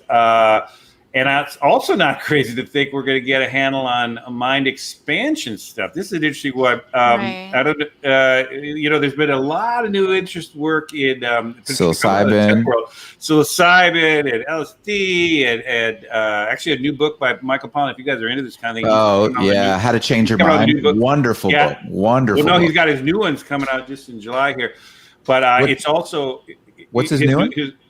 His new book, what's the title of the book? But anyhow, it's on the same topic of trying to understand how the brain goes in terms of new drugs. But essentially, there's a whole category to me, what I call mind expansion, which is, I think we're hitting a new space of that, which is kind of related to your addiction thing, which is the more we understand the brain, we're going to understand how to deal with the negative stuff, i.e. addictions and stuff, or even worse, like stuff like dementia, which is horrible, and anyone who's been around that. But we'll understand the flip side of it, which is we'll say, wow, how could we enhance the brain, So there's a lot of people go that way. And so again, I mean, I don't want to be kind of get too goofy about this, but this is also happening. I mean, if you just went into that space, you could do a couple great shows on that, because that's blowing up. But then you can go, then every field essentially right now is in this place right now of radical expansion and innovation, basically. And, it's going to be interesting how it plays out. But in general, I think this is a good thing. For a lot of people, your tradition-bound people, Luis, it's freaking them out, which is why you're seeing this backlash with Trump and all kinds of stuff, and the religious right and stuff, is they're just hanging on thinking, holy shit, this thing is moving too fast. And fair enough. I mean, that's a good thing, but there's not. I think I'm with Kristen. I think the bulk of people, and Carl was mentioned this too. I think most Americans are open to change, more open to changes than you think. Yeah. And so I think the only thing you need about a 60-40 break in society. If 60% of the people want to do something, it happens. And those 40% can go kicking and screaming to the very end and resist it. There's always going to be a resistant crew. Every historical era this country has always had somebody saying no. About 40% of them. But it's where does the ballast of society go? Where is 60% and where do they want to go? And this is where I think generational change becomes a big thing. You're going to have some screaming, aging boomer Trumpies going down to, their 90s going to be saying, no. Right. But, the bulk of the society is going to say, why not? Let's, the system would work it. Your quickness thing, like gay marriage just happened like that. And I think it was that percentage. It was people are like, no, this is stupid. Right. Peter, do you think social change? How do we deal with the post-truth era? Right. You've got this situation where a large part of the population just won't listen to facts. You can tell them guns kill people. And if you got rid of the guns, nobody would die from gun violence. But they won't listen to that because they don't care. Yeah, that's an interesting one. And I agree. That's about one of the scariest ones. That's one I did not see coming to the extent I was one of those in the 90s and in the first decade of the century here to think as you open this stuff up, as you democratize information, it's generally a good thing. And what could I really did lose track of how fast it could be manipulated and fucked up. But as Michael was mentioning, when I wrote this story, from the perspective of someone in 2100, I really had to think back. Okay, what are they going to think at the time, looking back at what the fuck happened? And what are they going to say is they're going to say, look what do you expect was going to happen when you took a world in the 20th century where all your information was essentially controlled by monopoly, local newspapers or monopoly local television stations, and there was basically no way to individuals to communicate in any systematic way. And then, and I was saying, as of 2000, the world was that, with a handful of Americans kind of experienced the new thing. And then 20 years later, you connect up literally 4 billion people on an infrastructure that they can say anything they want to anybody they want, and nobody's going to stop them, and it's totally free. It doesn't cost anything. And you say, well, what do you think is going to happen? Well, it's going to be craziness. There's going to be crazy amount of shit's going to happen. And, that's kind of what we've been seeing recently is like, wow, I realize I guess it is going to be crazy. But from the bigger picture, my feeling is, and we're already watching it with the tech world, whether it's a combination of government regulation in a kind of new way, or whether it's the tech companies themselves kind of trying to wrap their heads around it, or whether it's going to be new filters or new ways to verify information, digitally or something. I don't know. There's a bunch of things. There's a million people trying to figure this out, millions of people trying to figure this out, that I think it'll get sorted out in the next decade. And so from the vantage point of the future, they'll say, oh my God, wasn't that freaking crazy? Those years from like 2015 to 2030 were just insane. But, we got through it. And, and now we understand what solid information is and what's crazy information, and people realize it, and everyone knows it, and it's no big deal. So anyhow, that's again the optimist. So you think there will be this eventually this sort of stabilization effect where we'll get to the point where it'll be much easier to find quality news because it'll sort of consolidate itself, and you'll always have people spinning things and this and the other. But I'm finding it easier actually to get Fox information. We'll always have Fox News, which is very balanced. But in American society, I don't know if you go back into history. I mean, every town in the old Wild West had people making up news, and guys walking through with medicines that nobody was checking, and killing people. Anyhow, it's like we always had crazy amounts of information. Everyone lying and accuse somebody of being a witch. Yeah, exactly. That shit's been always around. It just hasn't been on a information superhighway. It's not on this supercharged telecommunications thing that can reach around the planet. That's new, but it isn't people doing crazy ass shit. That's been and people have always, and I think something important to remember here is people have, to your point, Peter, people have always lied and cheated and stolen and manipulated people and manipulated minds, and this was, you go back to feudalism and you're gaslighting so the point is now I can go into a bar and not get in a bar fight because I can Google that thing that me and that dude are fighting about. Yeah, you can. It's still a bar fight. No. It's still a bar fight. Because then he'll go to a not. different website that gives him different facts. It's just this never-ending circle. Yeah, maybe. But I'm talking about things that are much Right. less No, disputable. I I'm not know, really I talking agree. about That's what you're saying. opinion politics. But real quick, I just wanted to go ahead and reset the room. We got 30 minutes left. We've got an amazing panel here. We've got Peter Leyden, who is with us. Peter's a futurist who has written an incredible piece on Medium. So I highly encourage you guys to go check that out. We've also got Carl Vibe here. We've got Aaron DeSardo, Krista Mataluni, Luis, and myself. If you love the channel, if you want to support the channel, please like, subscribe, and share. If you want to support the channel financially, all you got to do is click the link below. Hit us up on Patreon. Your donations help to keep this show alive and keep Luis and I on the air 5 nights a week. It helps, I promise you. Yeah, it absolutely It helps. absolutely helps. Yeah, sorry. Go ahead, Michael. No, that's what I had there. So yeah, I have a thought here. Carl. If you guys don't mind, I jump in. You know, Peter, you mentioned that this is kind of a generational thing. Like we might have the older boomer type generation that's clinging to the old way and the traditions and all of that. But also we have people living a lot longer. So is that going to sort of put the emergency brakes on this? Like people are going to be pushing the gas and the brakes generationally, where we have the younger generation coming up, but people like 100 years old in the near future is going to be like the new 70, possibly, as far as age and pharmaceuticals and medical technology advances and things. So what do you think about that? People living longer affecting this change or inhibiting this change from progressing it as fast as it could? Or do you think the younger generation is just going to jump on board and push it over the zenith? Well, there's a short-term answer to this, and then there's a longer-term one.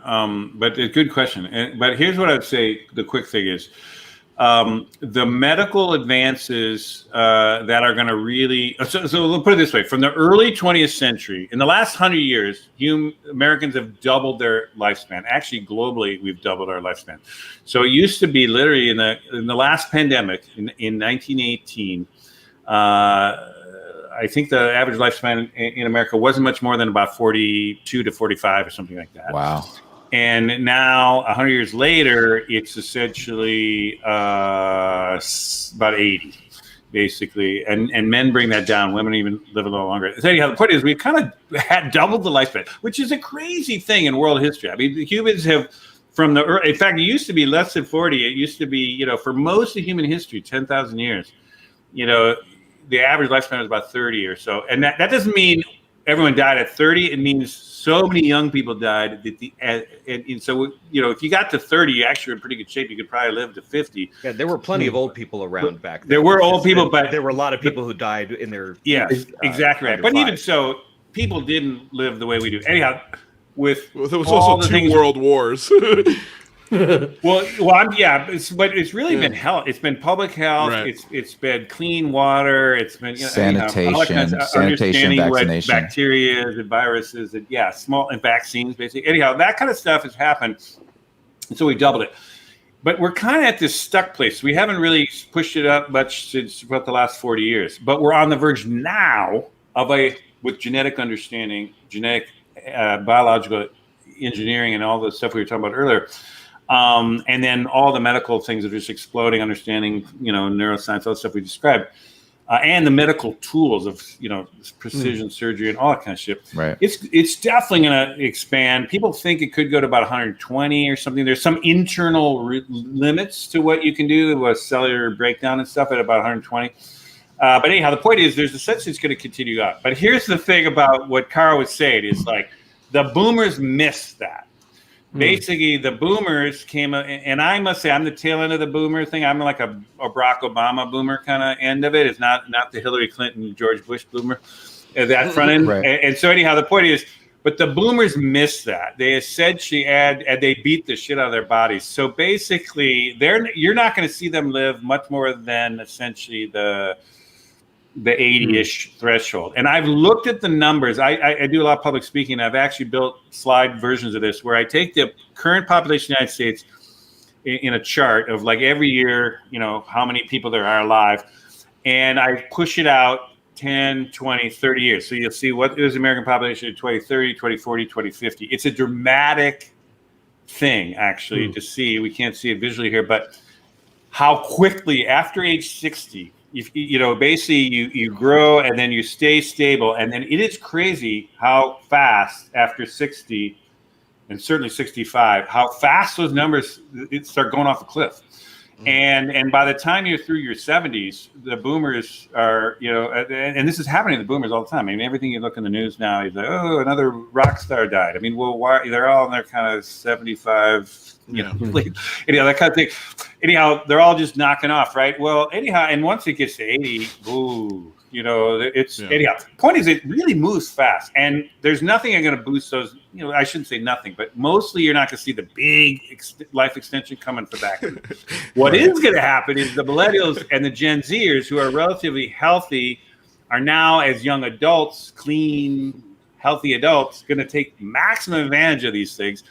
They will live super much longer, and I expect they will live more than 100 years on average, and I think their lifespan will be quite interesting in that respect.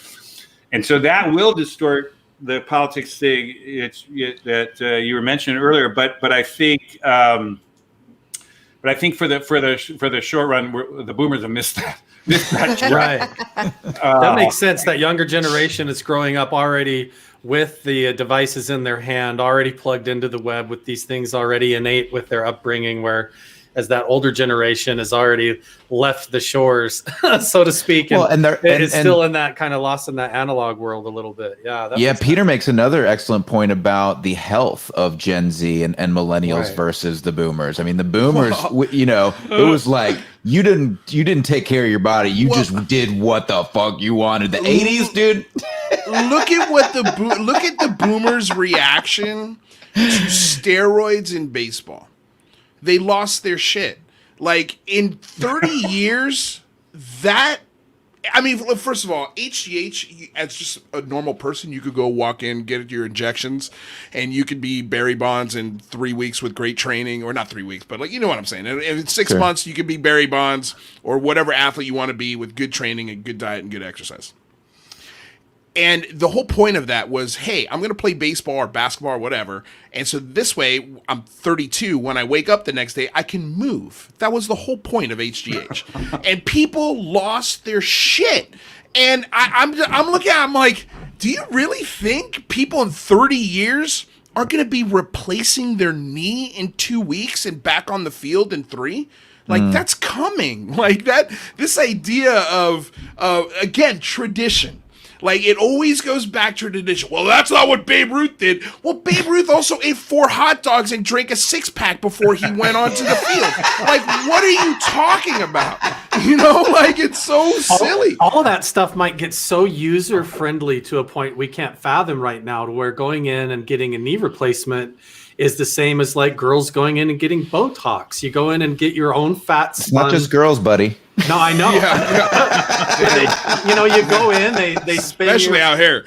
Spin your fat cells, they re-inject it into your own knee, and they have the advanced technology to where it's like nothing to go in and have your cartilage redone. And some of that might just, that whole blockbuster effect again, just jump right past this idea that hopefully. Right. Well, and you look at something like Elon Musk and what he's doing with Neuralink, right? So all of these Neuralinks are being set up so that you can walk in and have a 15-minute robot surgery and get the implant and walk out. We're going to see the automation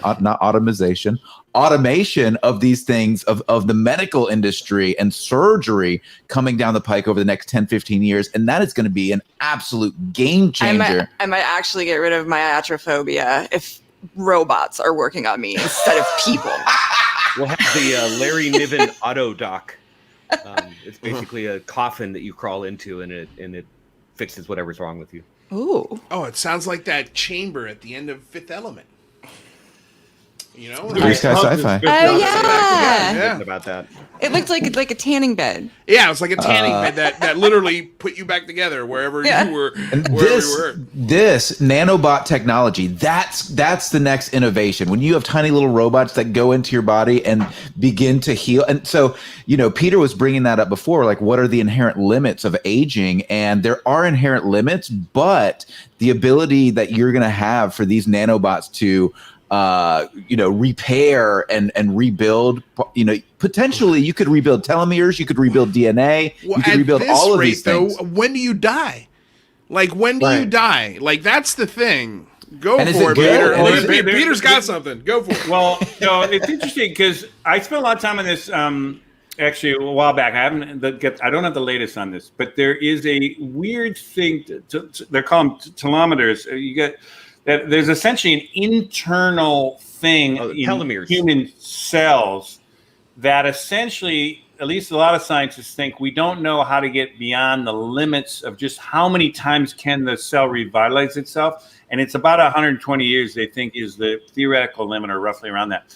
And so now that said, we might figure out ways around that or extend or whatever. But there are some kind of things where you just break down. Now, that said, is somebody said this earlier, which is interesting, is now when we think of old people, we think of them as on this kind of slow, you kind of hit retirement or something, and then it's just a slow, just getting worse. And then some are even quicker, you're just going, ooh, it's really going bad.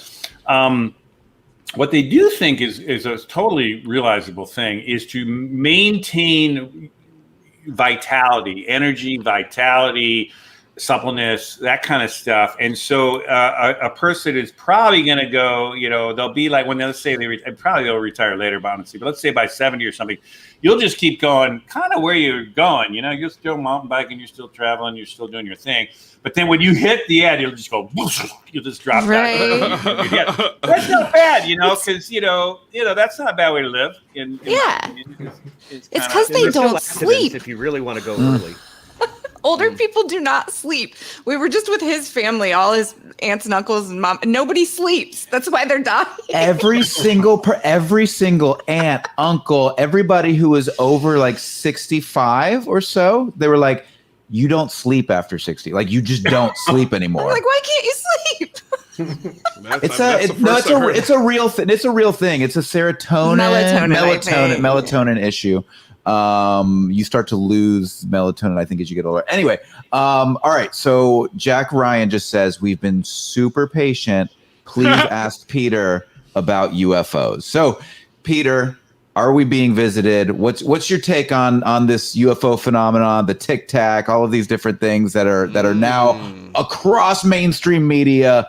It's pretty wild out there. The wild card. The wild card, Peter. What do you think? Well, I'm no expert in this, so I don't know. Luis, and I don't know. This sounds like the audience here knows a lot going on here. But let me put it this way. I am to me, it's absolutely true that life is essentially a relatively common thing in the universe as we know it. I mean, I understand the challenges to that, but I would just say, and given now that we know scientifically that there are planets around all these stars and how many stars there are and how many things, all the stuff we know about that. And I think we're going to find even in our solar system that life itself has, in lower forms, has, popped up in various places. We're going to see it from Mars in the old days, and anyhow, maybe it's still on Pluto or on the moon of Jupiter. So anyhow, Europa. Anyhow, this stuff is common, and so there's no reason to think humans are extraordinary. I think that's just a crazy human delusion that we're the only thing in the universe. I mean, dudes, have you remembered how big the universe is? It's just insane. It's so huge. So anyhow, there's clearly the solar or not the solar, the galaxy alone is just it's insane. It's the number of stars, 4% of the entire universe. Yeah. Our galaxy, what did you say? Sorry, Aaron? I said all of that. Everything we see that's out there that we can see for the entire universe, that's only 4% of everything. Yeah. So to me, that's another it's weird question. Like, how do you measure 4% of everything? Dark energy. I get what you're saying. Yeah, there's a whole way to think. Anyhow, the point is, yes, there's other intelligent life out there. I'm just that to me is a question that's just more of a theoretical thing you can bang on. I think the big question is, to what extent would they be able to travel here in the case of UFOs? And my feeling is that there's no way to break what we understand as science now is the speed of light. And so when you literally think of those distances, it's insanely far. And so then you start thinking, okay. And then the question is it some, and then so there's a kind of a distance thing of how it would take if you can't go faster than the speed of light, which I don't think you can. And just, again, what do I know? It could go longer. There might be ways. But then the second thing is the time sequence. Is if you take a 13 billion year universe that we think it is just, and we're in this little 10,000 year sliver, in this thing is just, it's just, how do you intersect the time and how do you intersect the space? And that's where I would say the odds start going slower in terms of how frequently these things are around. Has something been through here, and will something be through here, and will we prove this? I think yes. Those are all yeses. The question is there 50 of them going on, and are they all around us now? I think that's, in my opinion, less true. But I think the general idea of engaging this topic is wholly legit. It's scientifically grounded.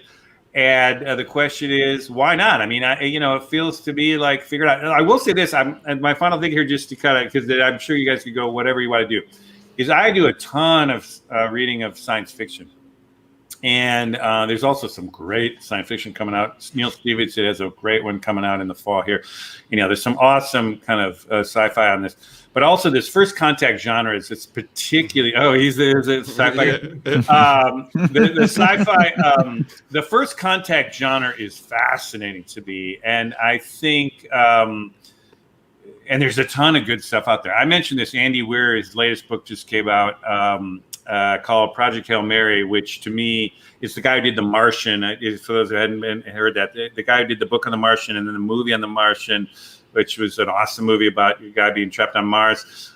He's taken this one where humans have gotten out to the next solar system out, which took a while to get there. And there's a way to, I'm not going to spoil it, but anyhow, when we're there, we find another first contact, another intelligent species, roughly our kind of sophistication, and who are in this solar system for the same reason we have to go there, which I won't say why, but it brings up this fascinating kind of level of how would you begin to communicate? How do you even start to crack the language barriers? How do you start doing this? And I love that stuff. And so that would be the only other thing I would say about the UFO world is how realistically, if they are around, how do we really start communicating realistically with folks? Anyhow, I thought Arrival talked about that beautifully, about this idea of how communicating with a being that has completely different context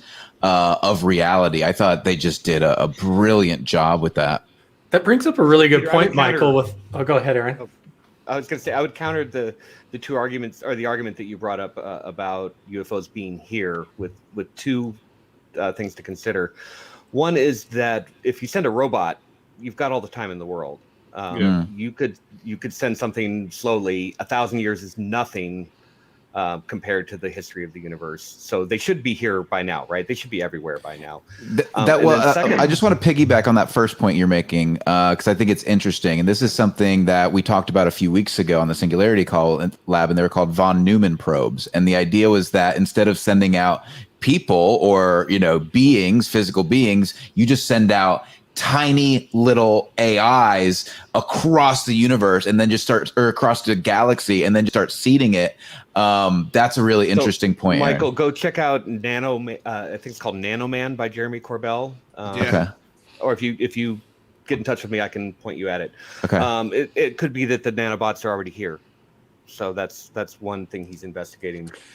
So anyway, the second thing I was going to bring up is that we have we've come up with these theories in physics that work within physics, like the Alcubierre drive, that currently requires some exotic matter that we don't know how to make. But there are now revisions to that are not so power hungry. And what they do is they actually create a space-time bubble around your ship, right? So you've got a barrier separating you from the rest of the universe, and there's no limit on how fast you can move through that, because you are moving outside of space-time. I'll also throw another thing in there. It's a big assumption to say they're coming from another planet, too. Right, and then that's- there's the ultra that's- terrestrial time yeah. travelers, all the other possibilities. It's because the best way it was described, and I think it's a good example, is sort of in the day of 1400s, when sailors went out to ships, they would report monsters and huge squid and huge sea creatures. It turns out Mermaids, they were, Scurvy. they were whales and marlin and very explainable things, because now we have the science, we have the technology to figure all of these things out. And that this phenomena, whatever it is sort of the same thing. It's just a filter that we haven't discovered yet. Maybe they're all around us, and we just can't see them. And the moments we do, sometimes they're very scary and strange, and sometimes they're angelic and wonderful. And so this idea that, if we can have a pair of goggles that can open up the entire spectrum of all of it, I think we'd be shocked how close they might be. I don't think we would interact with them much, though, either, because I'm not sure we would have a lot of common ground. I don't think so either. Yeah, I don't think. Well, it'd be like trying to communicate with a dolphin. Yeah. Dolphins are pretty. You can communicate with a dolphin. Right, but what would you say to a dolphin? Right. I drove home from work today, and my wife and I went out. Well, see, this kind of Can you philosophize with a dolphin? well, this kind of goes back to the original conversation that we had, where just like a language app or technology is able to transcend that, we now have conscious, controlled, and interface technology or bioidentical technology. Like these nanobots might not be metallic little crab-shaped things. They might be something created from your own genetics that they take out of yourself and then form and put back in you, so people feel more comfortable about it being bioidentical. But these types of things opening up your perceptions of reality, like if you enhance yourself to get supervision or see into these low spectrums of light or into the infrared, we might realize, we're surrounded in this interdimensional reality where these beings aren't necessarily coming from outer space. They're coming from a dimensional reality just outside of our perceptions that we can't fathom. And maybe we're in a pocket of light speed that we're contained in, and our science falls within light speed and those barriers like a straitjacket. But that doesn't mean the whole universe necessarily is. Just our perception of the universe and our hardware to perceive it is able to see that. So. Right. And when you start digging into the quantum world and quantum mechanics, and it just gets weirder and weirder and weirder the deeper you get, it makes you wonder, to what level do we really understand the relationship between the quantum world and the Newtonian world? And, this physical gravity-driven experience that we're having here now is very real to us, but that's only part of our own senses. It's our conscious construct of a physical world. Like we can fathom right now technology even in the near future where there would be something that could emit a signal that could change your entire perception of reality, almost like you're in a hologram, just by emitting frequencies into your brain. To think of some deep time concept, an alien race or species that's been around for millions of years, they may have mastered this nature of reality to a point where they're just literally controlling the perception of reality like a dream, or enfolding it in on itself in ways that we don't even fathom. So it's kind of mind-bending, and that's where science fiction has a place, and this whole topic has a place to bounce these ideas off of philosophically and kind of look into that near future and say, where are we heading and what are we going to become if we integrate this stuff into our life, and how is it going to change and shake up the way that we even perceive ourselves in reality as a whole, and how we interface with that. Whew. What do you think, Peter? I like it. Yeah. I think you might be 1,000 years down the line instead of 100. Yeah. Well, that's what we're talking about. Where are these things sitting as they look at us, as opposed to where we're sitting trying to discover them. When I also find it fascinating too, you think about, how fast the Earth is spinning and its rotation around the sun, and where we are in space time right now is not where we'll be 10 minutes from now, yet all of our experience tells us we're in the exact same place, and it's just not true.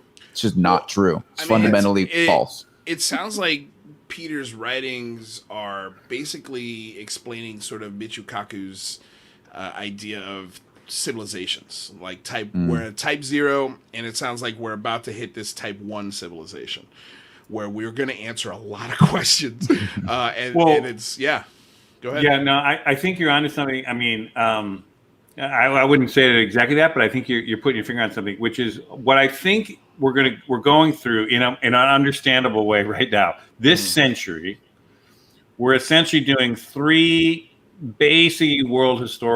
hitting 3 world historical thresholds that humans have never gotten to before, and that are going to fundamentally change our systems in ways that we can't go back after this. So the first one is everything is going digital, and you can say that flippantly, but it really is true. Is essentially we're computerizing and interconnecting everything from humans to all our things, and when you do that, you can organize the planet very differently than any analog world. So that is a fundamentally different thing that we'll never go back from unless you destroy the planet or do something to that level. That's one fundamental phase shift. And people have been talking about that since the, kind of the last bunch of years.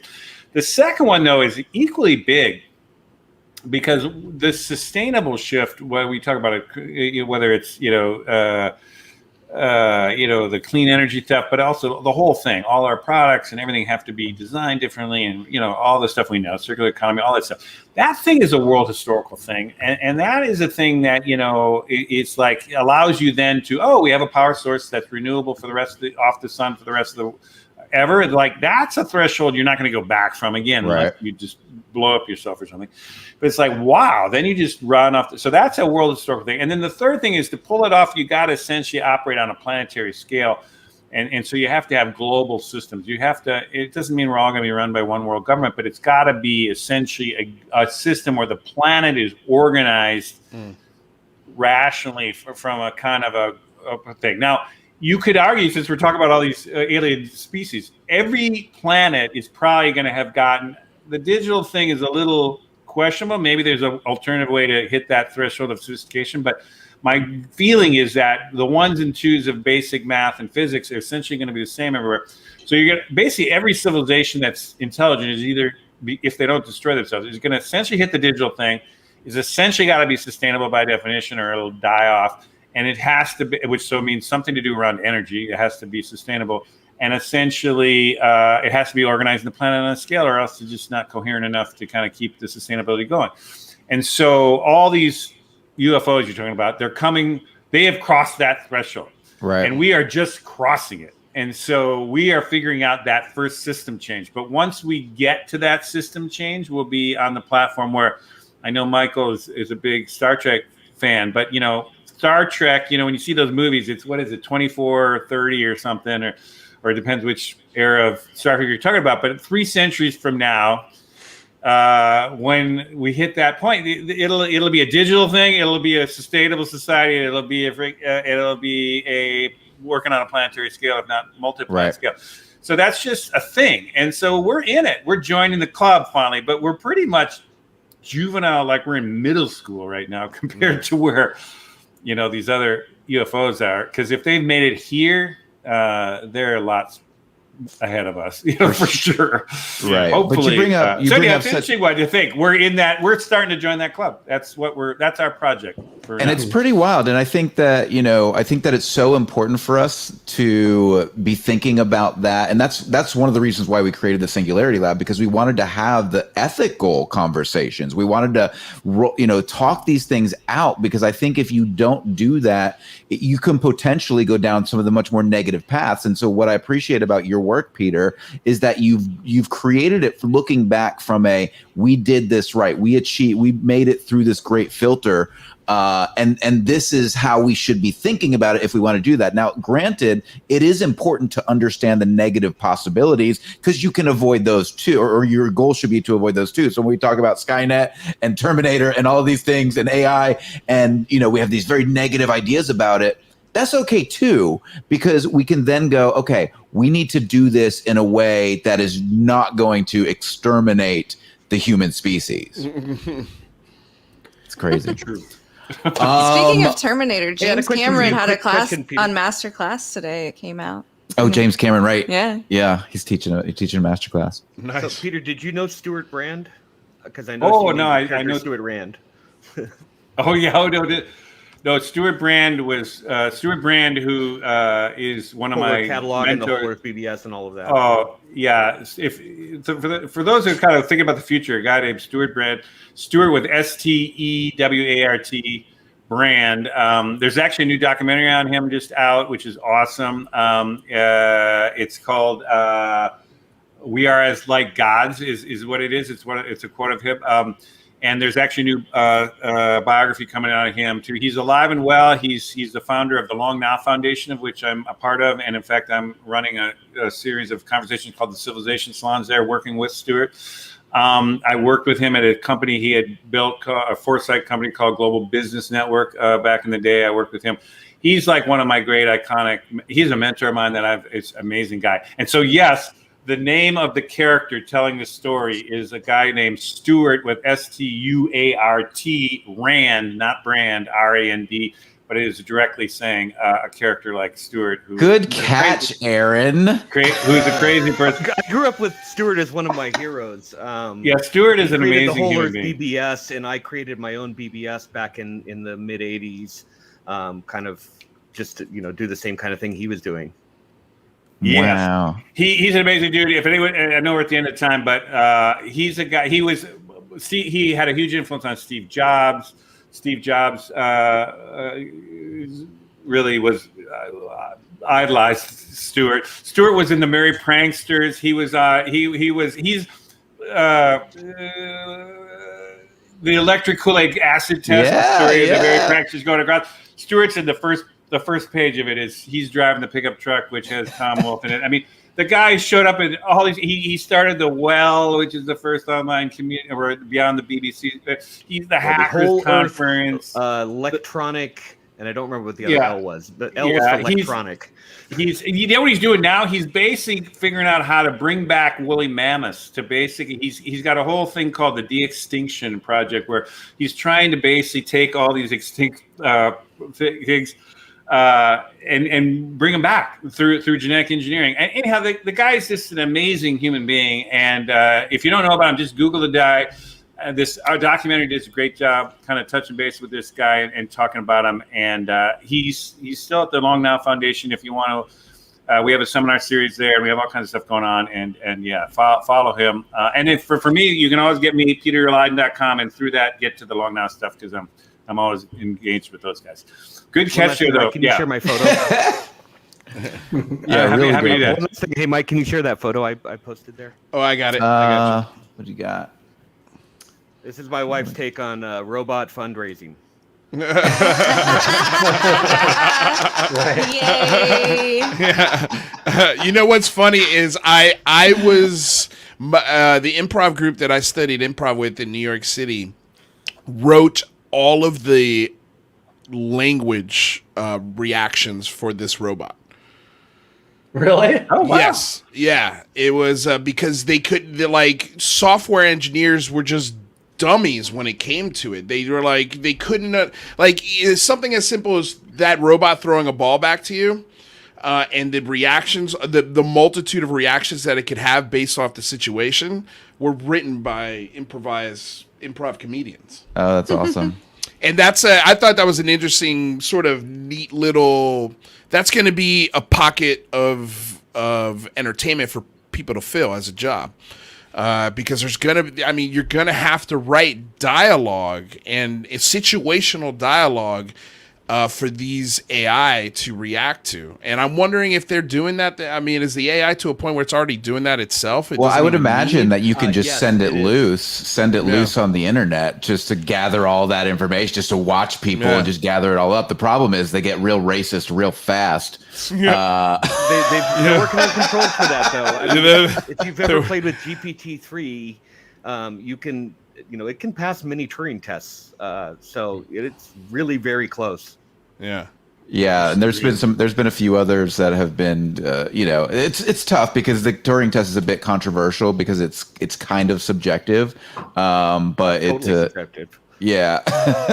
But it is super interesting. Well, listen, I can't justify keeping Peter here any longer. We've had it almost 2 hours now. So we just really appreciate your time. We really appreciate your perspective and joining us today. If you have not followed Peter, make sure you do so now. I got his link in the description below. Make sure you go follow him, and then head over to Medium. And actually, if you type in Peter Leyden, Leyden on Medium, you can find his transformation series. It's a 5-part series about the future, looking back as a Gen Z from the year 2100, discussing how we made it through the Great Filter, really, this transformation of civilization. So just amazing work, Peter. Thank you so much. I know I say this every show. I feel like almost every show, but this time I really, really mean it. This was my favorite Singularity Lab ever. ever. All right, I get Luis, seriously. Oh man, I got so many questions for you. Mainly just about We're gonna have to have him back. How all of this is not going to go the way you're going to thinking. Take those down, and we can have another one. Because I've done another one with Michael earlier in another previous life. Let's stay connected. I'd love to come back and.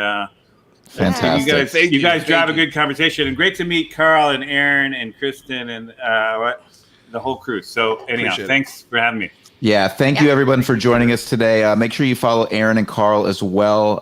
Their links are below. Luis and I will be back tomorrow at 1 p.m. Pacific, 4 p.m. Eastern time. Who's the guest tomorrow, Luis? Tomorrow we've got actor Robbie Ramos from the Starz TV show Heels. He's going to be on the first hour. We're going to talk to him about, the TV show, and then we're going to start talking to him about some UFOs. And then we got a bunch of cool news because this UAP report is ramping up. A lot of things are starting to move on that. And so, yeah, it's going to be a fun show tomorrow. Check it out. Should be super fun. Again, everybody in the chat was loving you, Peter. They really appreciate you stopping by and sharing your knowledge with us. So we'll definitely have you back. Thank you guys so much for joining the Singularity Lab today, where we look into the breaking science and technology that's leading us into the future. Peter, just a wonderful, wonderful time with you, sir. And we'll catch you all on the flip side. Oh, don't forget, click the link below. Hit us on Patreon so you can support the show. Subscribe, like, and share. Thanks, everyone. Also, wait, real quick. You want to let Carl let everyone know where they can find you, and also Aaron. Right. I told they're in the description. Okay. Those links. Got it. Yep. They're in. All right, so never mind. Shut your mouths. Shut your mouths. No more talking. Show's over. You're just a guy, a really smart guy that we like. But all right, thank you all. Thanks, everyone.